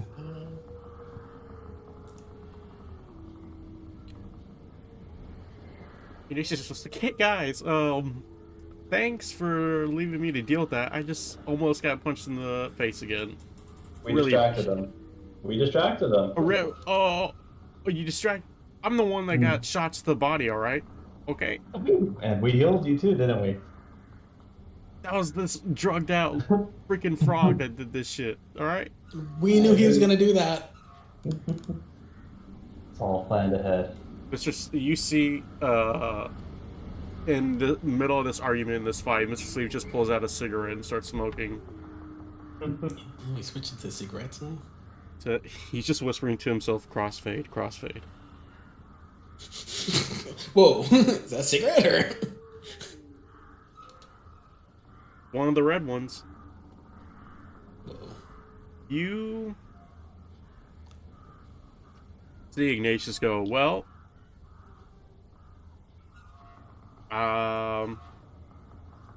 bit of a pickle here. I don't know what to do.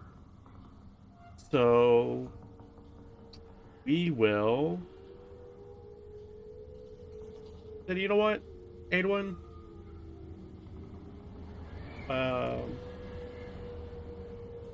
Have a healing word, and Adwin, you get 15 health points back. Wow. That's a good word. And that word is help. Thank you for helping me. And it's just like, fuck off. Kill this shit right now. Kill it again. Kill it for a second time. Ignatius is like, I'm the only one that can be twice dead, alright? That's the end of Ignatius' turn. And we're going back up to Og. Alright, I guess I stay where I am. I decide to cast, what do you call it? Can I cast it here? Let me see. No, that doesn't work in that case. I guess I decide to cast Thorn Whip against them. So basically just lashing out Thorn Whip at him. And he should take, I think this is the, did it not just cast? Yeah, there you go. So the 15, or that's his, the attack roll right there. Okay, let me... Yeah. Misses. Remember, Yeah. he has advantage on his Oh next yeah, I have attack advantage on those because rolls. of my thing on just this next one. So roll it again. Okay. Misses again. Worth a shot anyway. This Death Knight is just super pissed off and just swats away the thorns. Alright, well, I can't really do much else, unfortunately. I don't have any other bonus actions, so Alright. that is it for me.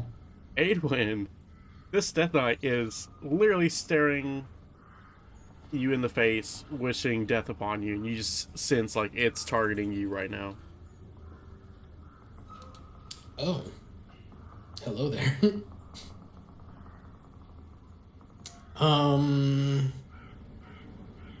Trying to think of a cool thing to do. But you know what? Last time I spent all my spell slots in one go, and it was dumb. I'm not gonna do that. I'm just going to shoot him again. Okay. I hold out my arm and That hits. use this little zappy thing. I'm gonna do my plus the. Damn it! Keep clicking on the wrong thing. My extra 1d6. Oh wait, I should do that. The regular damage as well. 7 damage altogether. All you're doing right now is just making this thing really mad at you. Maybe I should have did a more powerful spell. No time like the now. What would Scruggs like to do now if you... Would you let Scruggs do another teleport, because that thing is heading right towards you? Scruggs, I think he's mad at me. So I think I need you to move again, Scruggs. And I'm gonna instruct Scruggs to go. We need to really spread apart. So I'm gonna have him like move here. Move. Let me I don't, can I move him? Can you? I cannot, but can you move him here? You want him there? Okay. Yes. Bamf away. Oh, sorry. Blink, puppy, blink. You just see him look up at you with sad eyes. It's gonna be okay. I got news for you, Adwin. It's not gonna be okay. But it's me. He's mad at me. In fact, this Death Knight, you just see this Death Knight pull off its helmet, and you just see this magical ball of fire and rage erupt from where its head was. The heck? I need Adwin to make a dexterity saving throw. Dexterity saving throw.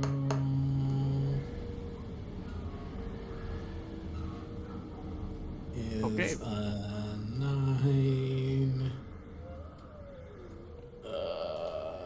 You remember you got Bardic Inspiration, you can add a D6.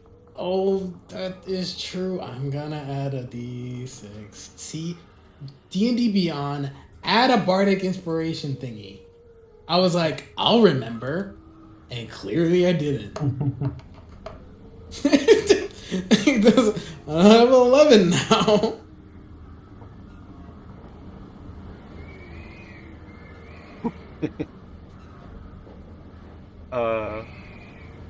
Adwin, you see just this ball of fire hurl towards you. Now, how many health points do you have? I have 30.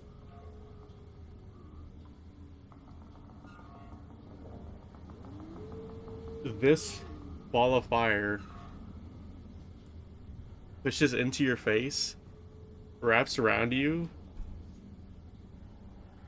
explodes, and it does 30 points of damage to you.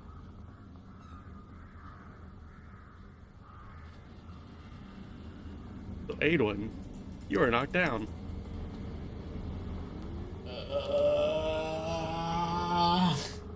I want you to know this Death Knight rolled as worse and as low as possible he could on his damage for this thing. It's a spell or is that an attack? It has to be You know a what? spell because I did a save. It is a magical ball of fire that I will say is a spell. So Is it okay? I guess more specifically, am I taking fire damage? you are taking fire damage. I'm going to use absorb elements, Okay. and I absorb 6 points of fire damage. You are left with 1 health point.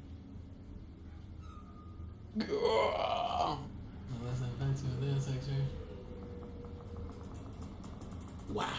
Live for that fight another day. So like my armor, basically, I see the fireball coming, and I'm like, and I like kind of hold out, and my armor turns red for a little bit, and it kind of like slams me against the wall, and it almost kills me, but I'm just like, I cough up and Your a little bit. eyebrows are singed. Your shirt that you were wearing is singed. Your hair is singed. And your little horns are charcoal almost. You're not doing great, bud. You're doing pretty bad right now. I'm trying to think. So like it wasn't okay. Let me see. Takes it. All right. So what it does, it gives me resistance. What does resistance do?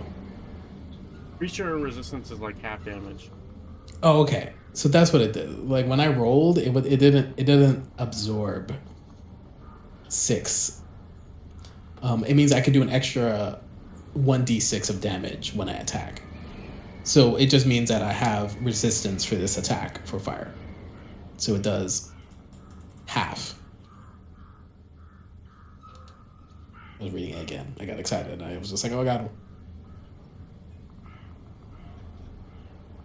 If you include the necrotic damage that I didn't include because that fire would have killed you, You're still at 1. You're still at 1. So this 29. Because it did fire damage. I won't say how much fire damage it did, like how many it did a certain amount of d6 of fire damage and a certain amount of d6 of necrotic, and that fire damage alone put you out of commission. Okay.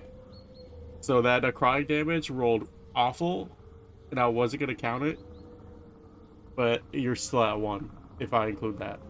You had resistance. As long as this thing saved my life. You look like you just had a long day out in the sun without any sunscreen. Heck. Your skin is all blistered. Your lips are cracked, bloodied, blistered. You have no nose hair though, so cool. Burned all that away. But everything looks scorched on you right now. You look like a cartoon character had a bomb blown up in its face. I'm having flashbacks to Florp and his shenanigans. You were wishing that you were with Florp right now. That Death Knight, upon seeing you still standing, is that it already does not speak. It's at a loss for words. It's like if you could hear it right now in its head, it's like these fucking bugs. I can't stop them. They're cockroaches. All of them are cockroaches. I can't kill them. That's the end of the Death Knight. Actually, you know what?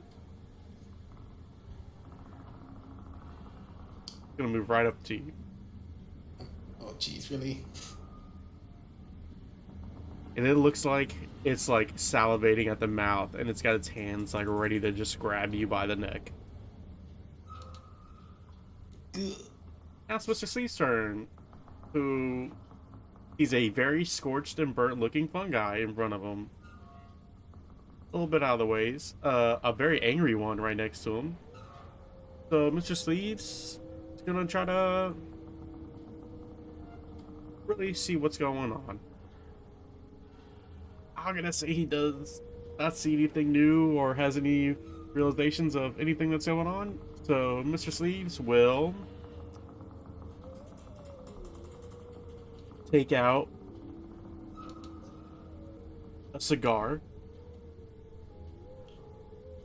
He's gonna take out one that's red. Gonna get up. Going to walk right over.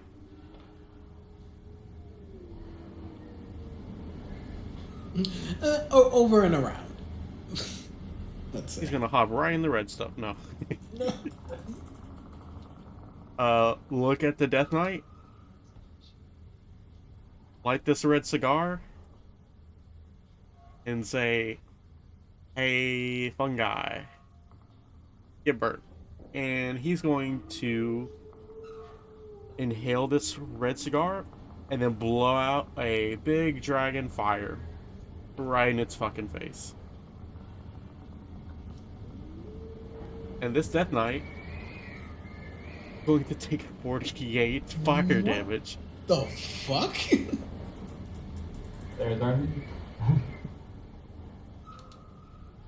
And Mr. Sleeves takes 24 fire damage. God damn it. It gets knocked back in the wall. It takes 2 more damage.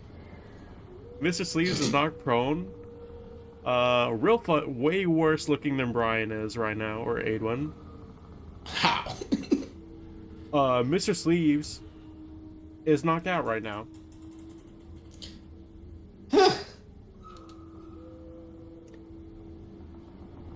But how's our Death Knight looking? Ooh, real close. This Death Knight is burnt to a crisp, but it's still standing. I'm so mad that 48 damage did not kill this thing. Almost killed Mr. Sleeves. Aidwin is surprised. Mr. Sleeves is having all seen about this, high risk, high reward. Brian, having seen this before, is not surprised, but Aidwin is surprised. It's back up to Ignatius. And Ignatius is like, what the fuck just happened? What is this? What? Where did he get a... Smokey's back for you. Where did he get an Arcanite? You don't even... You can only get him in... What? You can't even get him in... There's only one plane you can get him from, and it's like Shadowfell. How the hell could he get that shit from there? Ignatius is just confused, but he sees the Death Knight and how close it is to like go and belly up. So thinks about what it can do. He's gonna cast a Word of Radiance, and it says, "Hey, sucker, back off." Does a respectable 7 points damage. Thing is even closer to death's door for a second time. That's the end of Ignatius' turn. Og, it's up to you. Alright, I sense that this thing needs to end soon. So I guess first things first, so as part of my healing spirit thing, I can, what do you call it? Just move it like 30 feet once per turn. And so I move it in this direction. You want it not covering the Death Knight? You want to like doing that? Yeah. Well, it actually can't heal undead anyway. Okay. Yeah. Right yeah. And then it heals, I guess, Aidwin for 6 damage, I think, or 6, I guess, healing at this point. Yeah, and then sensing that this thing needs to, it's on its last legs, I decide to cast my last spell slot and cast Moonbeam one more time. Do it up. Just for the heck of it.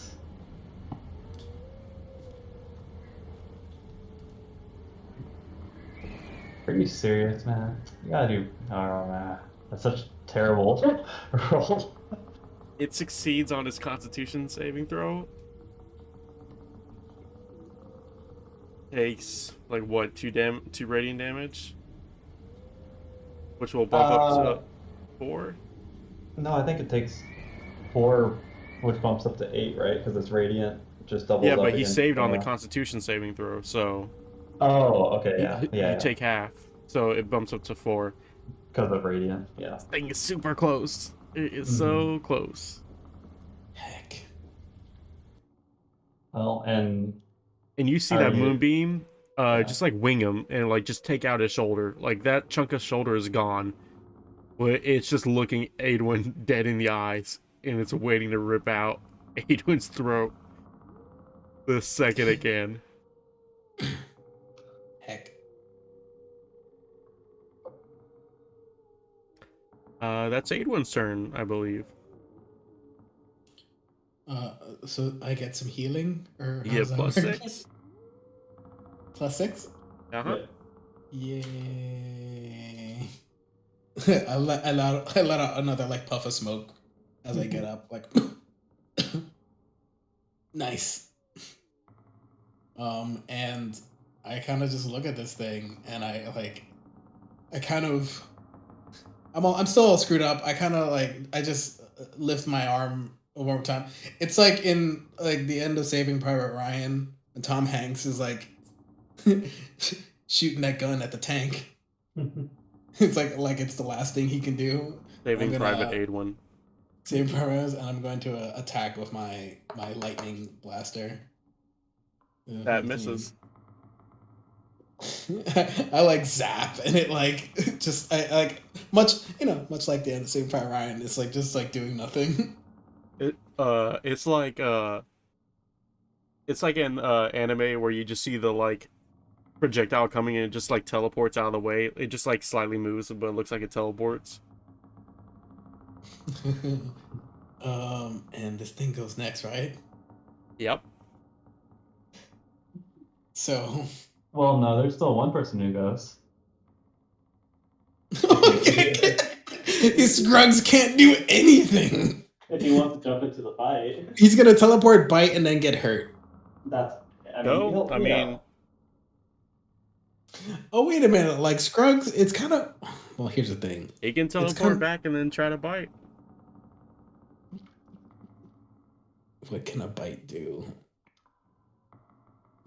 Bite does a +3, and it does a 1d6 +1. That's what you want to do. We'll do it.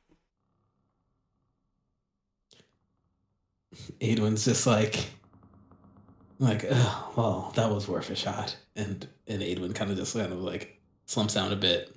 And Scrugs, with a look of concern, seeing as his master's all hurt, teleports back. I'm gonna say, like, just right up to him, and rolls, and does a bite attack. Why did it shoot out like so many dice? What the with this bite attack? Scrugs. This is. Is that what he does? Scrugs misses, and now it's the Death Knight's turn. It looks at this little dog who just tried to bite it. And it admires the audacity of what just occurred. Scruggs, why? I told you to stay. And it raises That was his last teleport, I think. its charred longsword.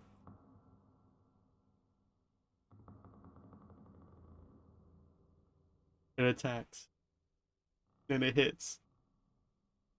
well, R.I.P. Mr. Scruggs. It was a long run. Scruggs disappears out of existence. No, I mean, I say no, but I think Adwin knows that when Scrug goes down to 0, he just blinks out, and he's just kind of gone and not dead. Oh, to be clear, Scruggs is not dead. He's just not in this plane of existence anymore. Yeah, he just kind of. Scruggs is back in the Feywild, and it's going to take an indeterminate amount of days to get back. Well, Og doesn't know that. Og is freaked the fuck out that this dog just appeared in thin air. You just see an absolute look of disbelief. It's already been a weird enough day. Adwin's like, no. That's the end of the Death Knight's turn.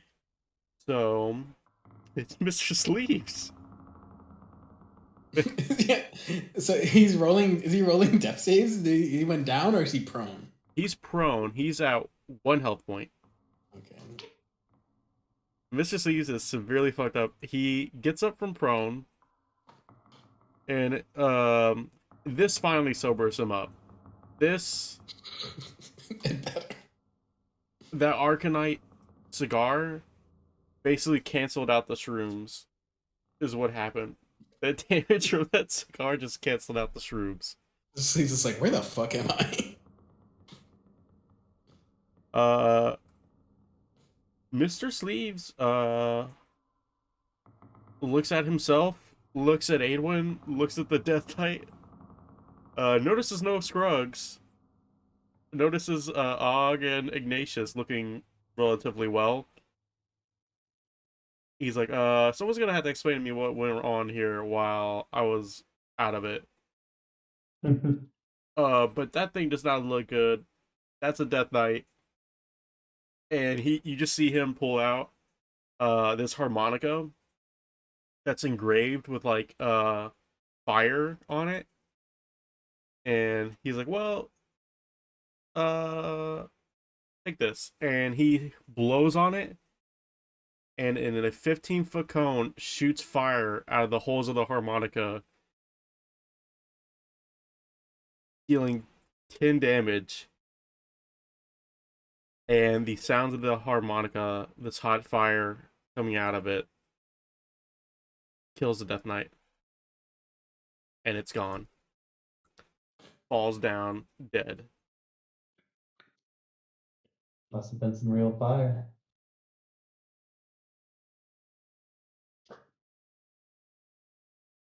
Edwin's like, da, da, da, da, da, da, da, da, da.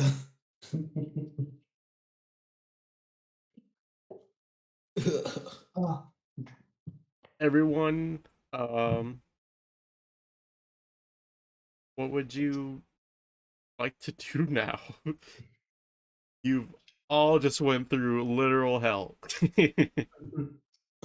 Oh man. You danced with a Death Knight. I am trying to recompose myself and just let out a what the fuck just happened. Edwin gets up, he's kind of like stretching his back. So it's like, oh man, that sucked. Wow. Oh, Mr. Sleeves, you okay? Mr. Sleeves just looks at you. Yeah, better than you. And then Mr. Sleeve just like slumps down. He just like you just see him pull out another cigar and start smoking it. Whew. Oh man. Well, that was rough. Mm-hmm. Edwin kind of like looks. Does anyone know where we are? Yeah, I was like, Edwin's gonna like look around to see about an exit. Did anyone drop any loot? Did the Death Knight drop? Was there like a treasure box that is suddenly in the spot where It is heavily recommended that you do not touch the Death Knight or the zombies as they are covered in those red crystals. Okay. Well, then Edwin just kind of looks around to see if there's like an exit literally anywhere. The door that you're at right now is the frame of the door where the mortuary So inside here is the bottom floor of the mortuary, but you got transported here. So that door that you're at right now is the same door that got broken into. You're just in a different place. It's the same like frame essentially. So it looks like the bottom floor of the mortuary, The frame looks like it's the mortuary door frame, but everything else is different. I opened the door. There is no door. It's just the frame. Oh, it's just a frame. Yes. Can we see through it? So is there no door? There's just like darkness going through it. I poke my head through. Give me an intelligence check. Actually, you know what? Give me an Arcana check. Arcana check. I know about stuff. You know that this is basically a form of teleportation that just happened, and it might be dimensional at that. This looks like some and if you know if you poke any part of your body through it, you're going through it and you can't get back. Huh. Hey, you know what? I'll say this counts. I'll put the Arcana check next to it, but you look at the door frame and you see the crystals and stuff are now starting to like fade away a bit. Like they were first mutating around it and now they're kind of like crumbling right now. And you just see the like frame start to wobble a bit more and maybe that darkness start to decrease a bit. There are 3 other rooms you could look at, like 3 other doors in here in this middle area. You want to see what's going on there. A weird spot. So, So basically, am I seeing that these crystals are kind of fading away? But when the darkness is fading away, does that seem like something is appearing behind it, or is it just kind of getting weaker? You just see the back of the space of where this is. So you just see a hallway past it a little bit. And it's not the outside of the mortuary, it's just the hallway of whatever this place is. Ah, shit, I think I think this was a dimension door situation. Heck. What do you mean Basically, by empty? it's. I Are mean, you from saying what that if we I go to that door, we go to another dimension? more specifically, there's ways that you can turn the doorway of one thing into something else, which means we are probably just straight up in a different place. And so like Adwin kind of walks around. He maybe like pokes his head into like the doorway to the right. Yeah, move over there. Heck.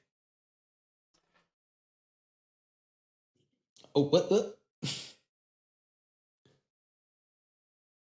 You give me perception check.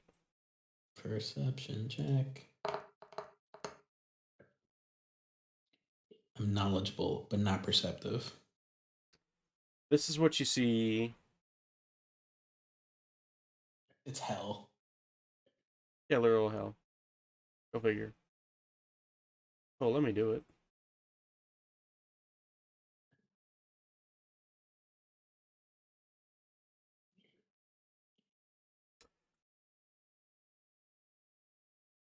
Be lovely if it let me do this. There we go. This is what you see.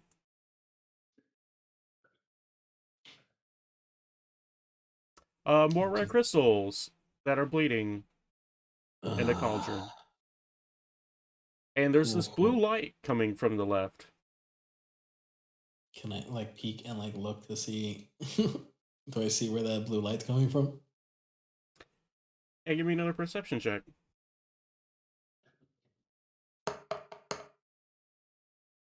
I look forward. You see an eye. And give me an Arcana check.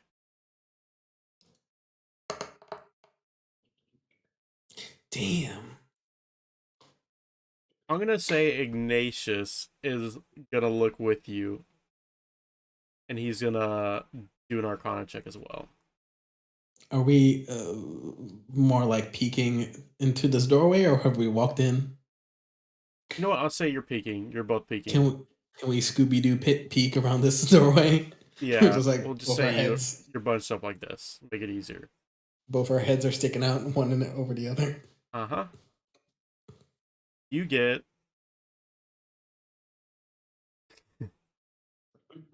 I will say, for the sake of this, since it is Sigil, I'm gonna do one more check for Ignatius. You know what? He knows that eye because he's worked on something that has had that eye before, and he tells you it's a beholder eye attached to the wall. I overhear what's being said in the other room, and I say, "What are y'all looking at?" Edwin kind of like turns. He's just like it's. I'm like pointing to my eye. It's like it's in the beholder. There's an eye in there, a literal just an eye, and so I I go start to making my Ignatius. own. I go to Ignatius. I'm like Ignatius. When you say the eye, it's a beholder eye. You mean like what do you like an eye of the beholder? Damn it! I was trying not to make that joke. This wall has freaking laser eyes, man. That's what I'm saying. How did they get the eye? Okay, all right. I mess with dead things. I don't deal with like live things. I don't even know if that is alive. How that works. Christ. I literally am death and decay. I've been dead twice. I don't know this shit. But he says it's just like a bunch of those freaking weird red crystals there. This is all weird. And actually, when he says that, all four of those pools begin to bubble a little bit. I don't like that at all. And it's kind of like, you know how there's like ice like kind of floats on top of water when it's like crushed. There's a bunch of like crushed ice. It looks like that, but it's red. And it's bubbling somewhat. Ooh, this room sucks. Hey, Og, you want to check the other room carefully? Sounds good to me. And so I move over to the store over here. Also, I just remember my healing spirit is still just kind of sitting around, so I go ahead and just move it to Mr. Sleeves and heal him for 6 right now because he's looking kind of rough after that. And then I ask him, I beckon him over and say, "Hey, come check out this door with me." And Mr. Sleeves is so, actually freaked out right now because he's thought he sobered up, but he sees this fungus in his face. Still see some. well, he's feeling better from it, so he better appreciate the fungus. And you look inside that door. I do look inside the door. Give me a Similarly, perception check if you're gonna peek. full peek. Edwin's like, I don't know why I told him to go check out that door, knowing full well there could be some messed up stuff in there, but I don't know. You see the full room. No lie. You know what they're talking about. So the innocent room right here. Yeah, like a bed, a couple beds, a desk, some journals laying about. Food that looks like it might have been eaten like a couple hours ago. It's laying there. Mm-hmm. And I don't see anything that poses, an immediate kind of concern. Nothing that would prevent me from walking in. So I guess You do not? I venture in full and start looking around and seeing if there's anything that might tell us where we are, whose room this is. So glancing at the desk and the bedstand and maybe on top of the table where the food is, just to see if there's any sort of documents or anything there. You find. Give me an investigation check, actually. Go ahead and give me that.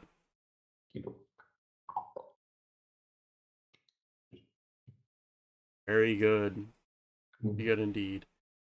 You find a note, actually. The person that's writing it is unknown, but you see shipments for Talon, Talun, underfoot, red crystals, X15, gold crystals, X2, molding crystals, X35.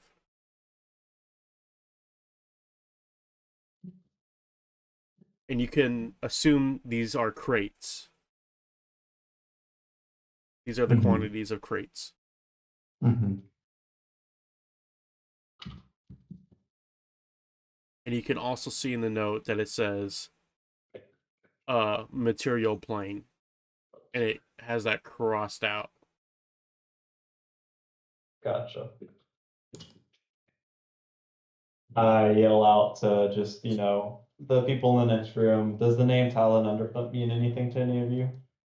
Adwin's seeing as how Og walked into this room already. He's like, Og, you fool! What if you? And he run to the doorway. And I'm like seeing it's perfectly fine. I'm like, oh, okay. Everything is, no, nothing of concern here. I'm just making my round. Which name did you say? Talon Underfoot? Does it mean anything to you? I don't know that name. Oh wait, do I know that name? The history check. History check. I know that. Oh, there he goes. This is All the right. richest person in Sigil. Oh, I would know that then. Talon. Talon Oh, Underfoot really? is a wealthy halfling from the material plane who basically bought his way into Sigil and has made a lot of money in the city. Talon's involved in a lot of shady stuff. And in fact, he paid for an artificial, like, halfling burrow to be made in Sigil for himself. He got soil, dirt, and grass from the material plane and brought into Sigil. Freaking gentrification. Mr. Sleeves chimes up. He's like, yeah, he's a patron of mine. What do you mean a patron of yours?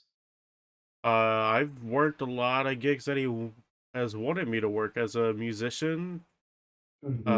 He's come to the Lion's Den somewhat.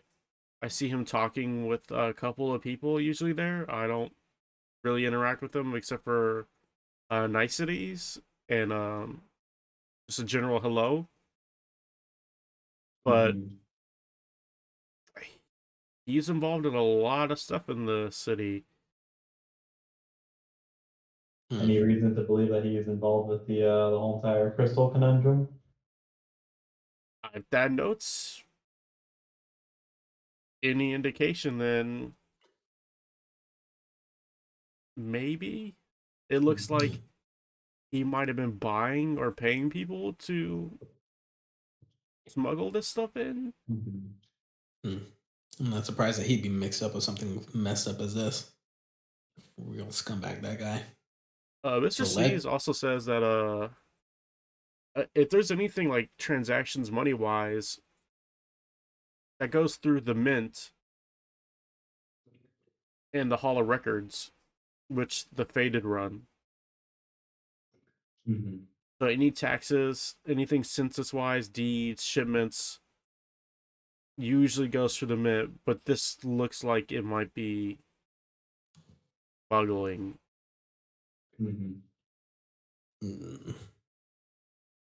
Contraband. Interplanal contraband. He's like, yeah, I got these Arcanite cigars from him as a gift. Oh, cool, Mr. Sleeves. That's great. That's good to know.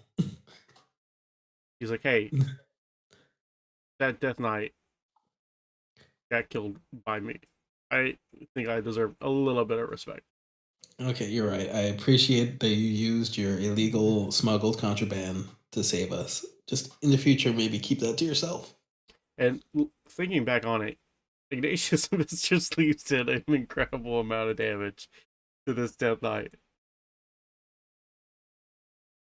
Yeah. Ignatius is just like praying to Anubis, like, thank you, God. Yes, it was very good. I appreciate it, Mr. Sleeves, for sure. But maybe keeping the fact that this is super illegal, like, maybe keep where you got that stuff from to yourself in the future, especially if we're going to be investigating this kind of thing. Mr. Sleeves just is like, buzz off. How about that? Yeah, got me there. I'm ignoring them during this, also just looking around the room to see if there's anything else of interest. That's really, you just see like scribbles of handwriting, just mentioning like just more crystal stuff, but there's not really shipments. It's just like look for this many red crystals due by like this date, such and such, and these dates have already passed. Gotcha. So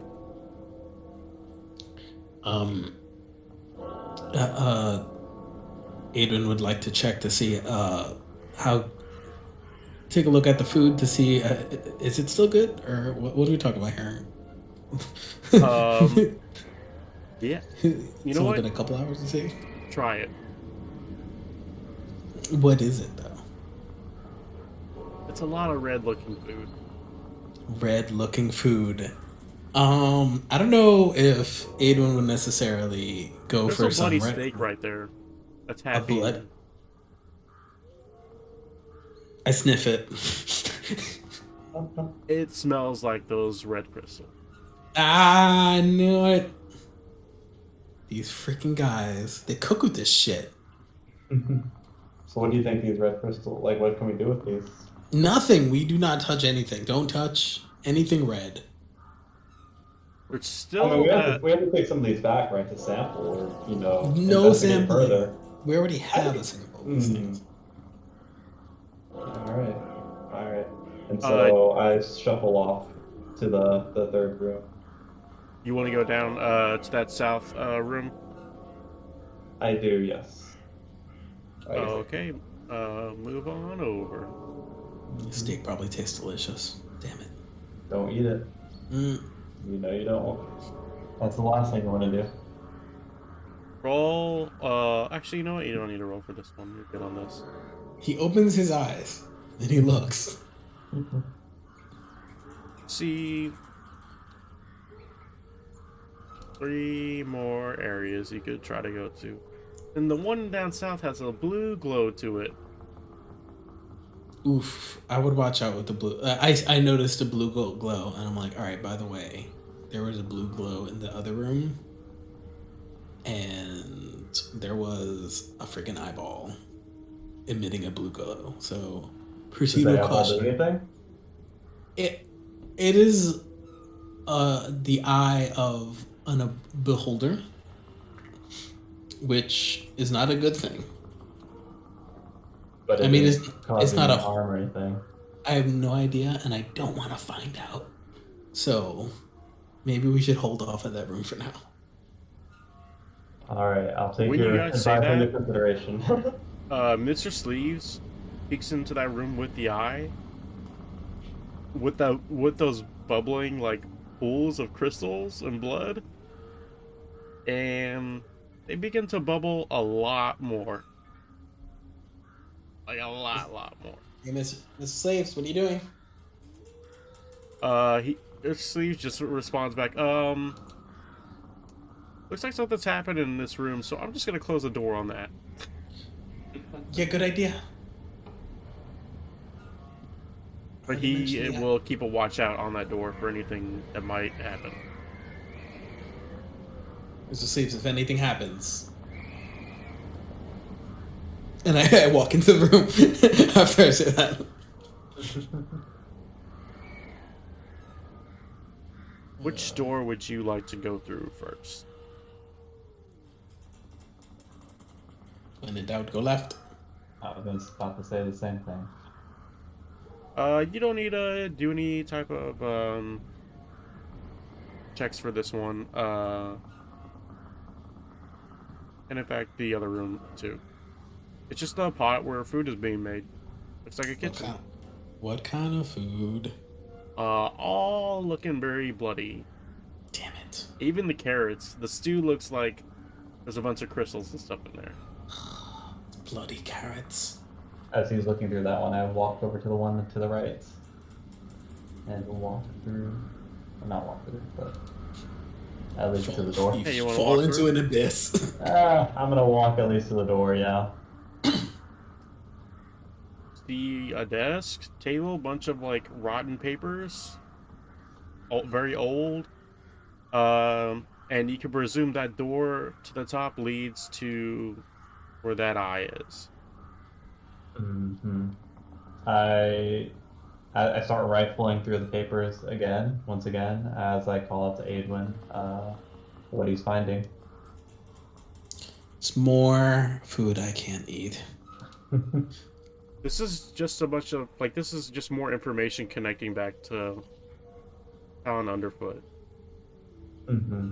Mm-hmm. I mean, really, his name is scattered across here. Really, as far as. But give me an investigation check. Another one. That's really bad investigation indeed. Ignatius will also do an investigation check for you. Ignatius coming to the rescue. I like how Ignatius got a nat 20, so Damn. Ignatius looks, and you can see he kind of like sighs a bit, like, oh, chaos techs. It's a note, and he just like shows it to Og. It's like they're basically pack mules for this stuff. He's like, we must be in one of their like hidden bases in the city. And what do they do? They like to cause chaos. That's really it.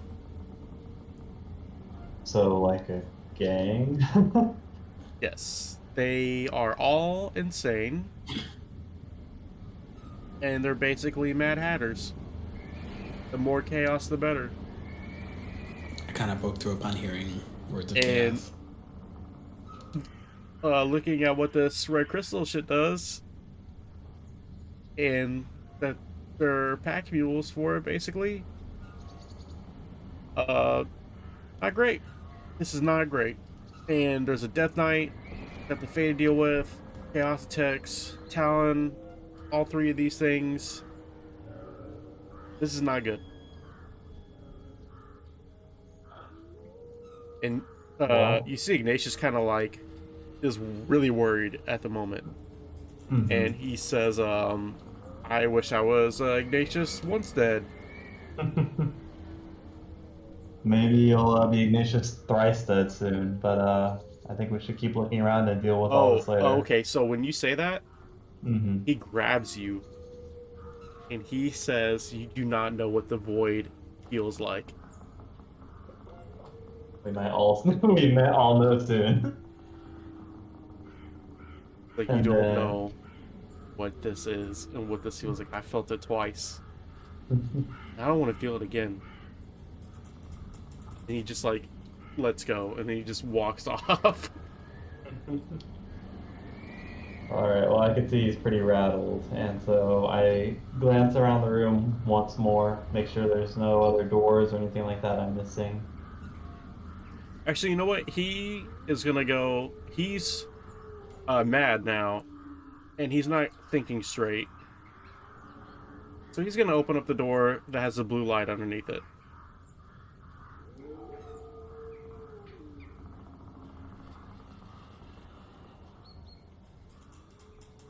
And Ignatius will see.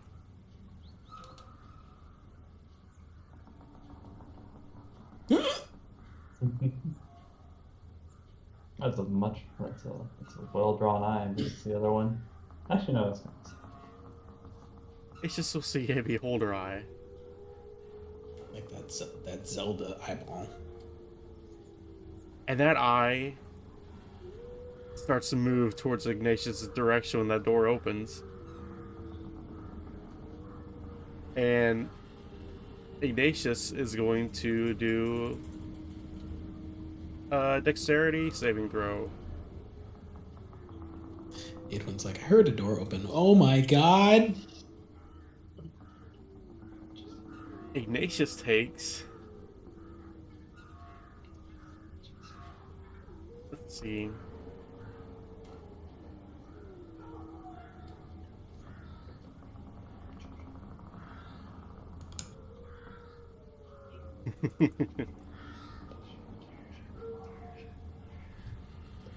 Done.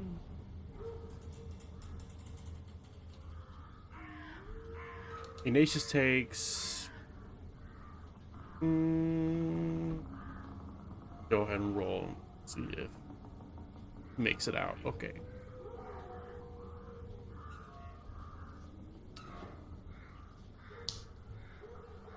He takes 4d6 lightning damage.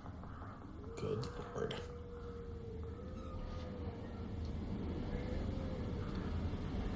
I'm gonna say it would suck a lot if he made it through that entire battle of a Death Knight and like dies because he opened a door. Ignatius takes 13 points of damage.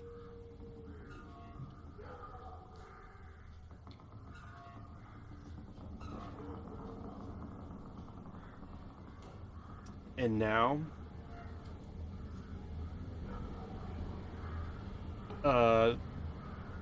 Ignatius is thrown back 10 feet.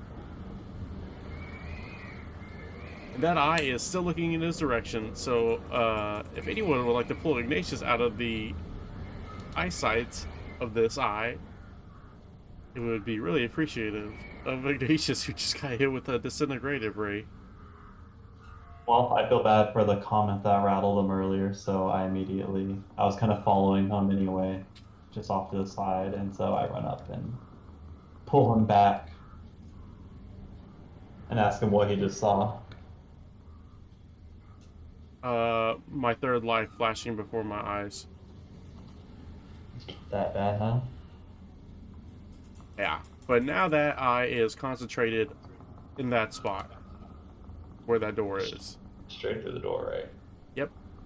Right Okay. through and even into the door frame. Mm-hmm. So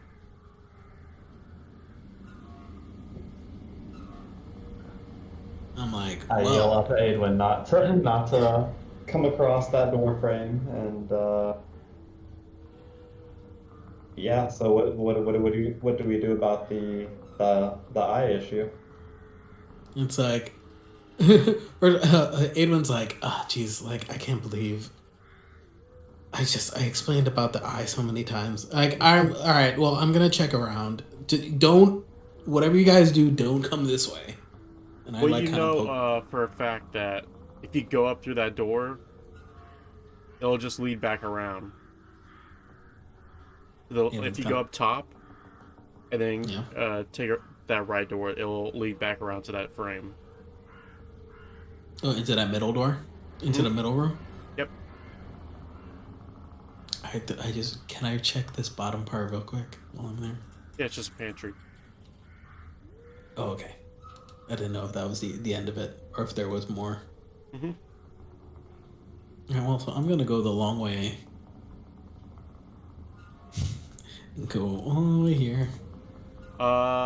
You make a dexterity saving throw for me if you're gonna move it past, because you're right in the eyesight in the line of eye. Oh, okay. Well, I wasn't sure if That you Alright, see so the light of the eye stretch all the way into that room, and you know that you probably shouldn't go past that point.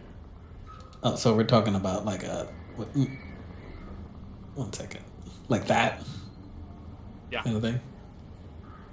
Yep. Oh heck. Okay. It's a no-go zone. And this bottom area is nothing. It doesn't Nothing. go any further down. This is all a dead end now. Wow. Can I go here? Which way does the door swing? Can I reach the door without It swings open, so it'll be coming towards Ignatius and Og. Okay, I'm just trying to think. Okay, all right. But that door is already open.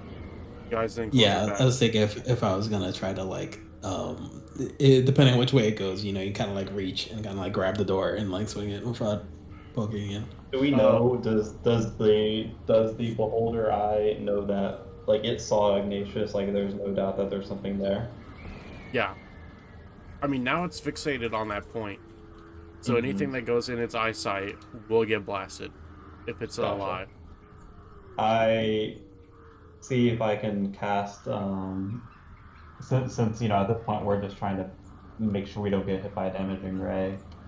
I see if I can cast Thorn Whip and grasp onto the door. And You then, sure can. pull it shut. Alright, so I go ahead and do that.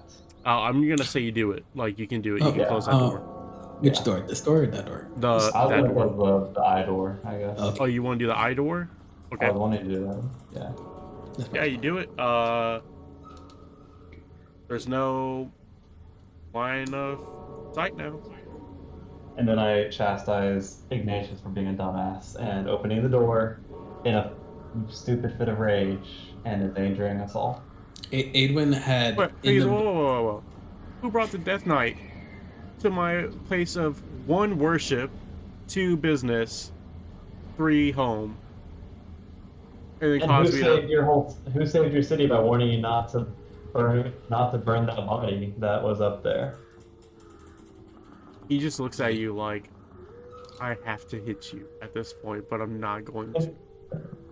Well, I am 8 feet and towering over him, so yeah, Ignatius can go ahead and hold back that slot. And then she says, listen, I've been ripped apart by a frost giant, alright? I'm not afraid of anything, okay? And he just walks off now. He's... Yeah, go ahead, go open more doors and get yourself blasted again, dumbass. Alright. And then I turn, I guess, to Aidwin. We're actually, should we go check on Mr. We Sleeve? should check out. Edwin had Yeah. roll. He was while Og went to go thorn whip the door. Mr. Sleeves yells out, we need to go. Now. We need to go. And you start, he says, there are hands coming out of those pools of blood. And it looks like 6 different sets of hands per pool. Oh, that's a problem. Well, we still have that portal. We need to, that portal is now closing rapidly. Alright, I think it's time to get out of here. And so I grab I'll say Ignition. everyone goes through. Yeah, and run through. That guys pop back out into the mortuary. You're there at the bottom floor now. Mm-hmm. And you brought all those notes, correct? I did, yes, I'm holding on to those. Yeah, you guys are there. It's still thundering, storming. Ignatius is saying, thank God I'm home. Mm-hmm. I don't know what's going on here. You still have that curse if you want me to get rid of it? Oh yeah. Said 100 gold, please. 100. Did I even bring my wallet? If not, you can always come by later, but later might be too late. No, I brought it. I only had 190 gold out in it anyway. And mark off 100 more. Cool, cool, cool. Said, whatever business is going on with, whatever you guys are gonna get up to. I don't know if you can call me for any support in the future, but if they mess with me and the dustman, and they mess with death and decay, and they bring stuff back to life that's not supposed to, I guess you could contact me. Alright. Point taken, Mr. Ignatius.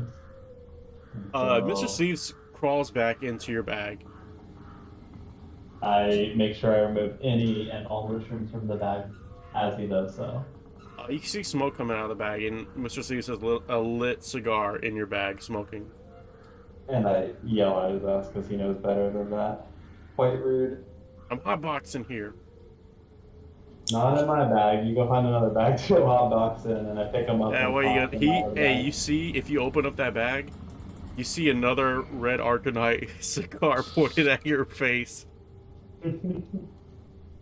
I tell him that he knows just as well as I do that if he does anything with that, he's blowing himself up too. So I call his bluff and pick his ass up out of that bag and put him on the ground. Mr. Sleeves crawls on your shoulders. Alright, you can smoke up there. I'm Macy. I don't care if it's a little He's like a little kid on your shoulders right now, but That's fine. smoking a cigar and bloodied Mm-hmm. with a singed suit on top of that. You smell frog legs in the air too. Oh, it's a southern delicacy over here. So.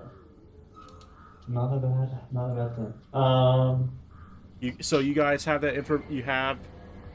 information that Chaos attacks may be involved. I will spell that out for you, so you don't have to worry about that. That's the gang, right? That is another faction in Sigil. Yeah. Talon Underfoot might be smuggling in this stuff. There's some evidence about that. And you know that the Fated deal with Death Knights. Mm-hmm. All convening in this archonic meth lab we found. And I will say... Actually, you know what? Ignatius is like, hey, who's gonna replace this door? I mean, I could probably fix the door. I can fix doors. I say as I realize I have probably a spell for that. Is anything left of the door? You can cast. I'll say you can cast mending, but it has to be a level 1 spell to do that to fix these doors. Well, I'm not gonna blow a spell. I'm freaking. I have a spell slot left. I am sorry. It's a first level spell. Okay. I go ahead and cast Mold Earth as a cantrip to basically create like a wall of stone and say, "There's your door." You cast that like right, so you guys are outside right now, and you cast that like in front of his face to block him off. Yeah, I say that. There's your door now. If you could see him, he's flipping you off right now. Well, Like you basically put cardboard on a giant hole, is what you just did. That's why he charged my boy Aglin with 100 gold after all the ship. Icky, I could fix your door when we get back from all this. Like you could put it. I'll put it. And in, I hope you stay. Like he just We'll put it on the queue in the hands of time. I do it now, but I'm just like, oh man, we went through so much stuff right now. You know, I'm a little, out of it. You know. Yeah. So I guess you guys are heading to the Great Bazaar now, and that's where we're gonna end off. Was my curse removed? It was. It's You good. are no longer gonna become where we're at. It just. I wanted to see It just cost me. where at era. No, I would just. Aiden would die. He would die. I would roll a new character. It's just like, nope. That will be the end of the session.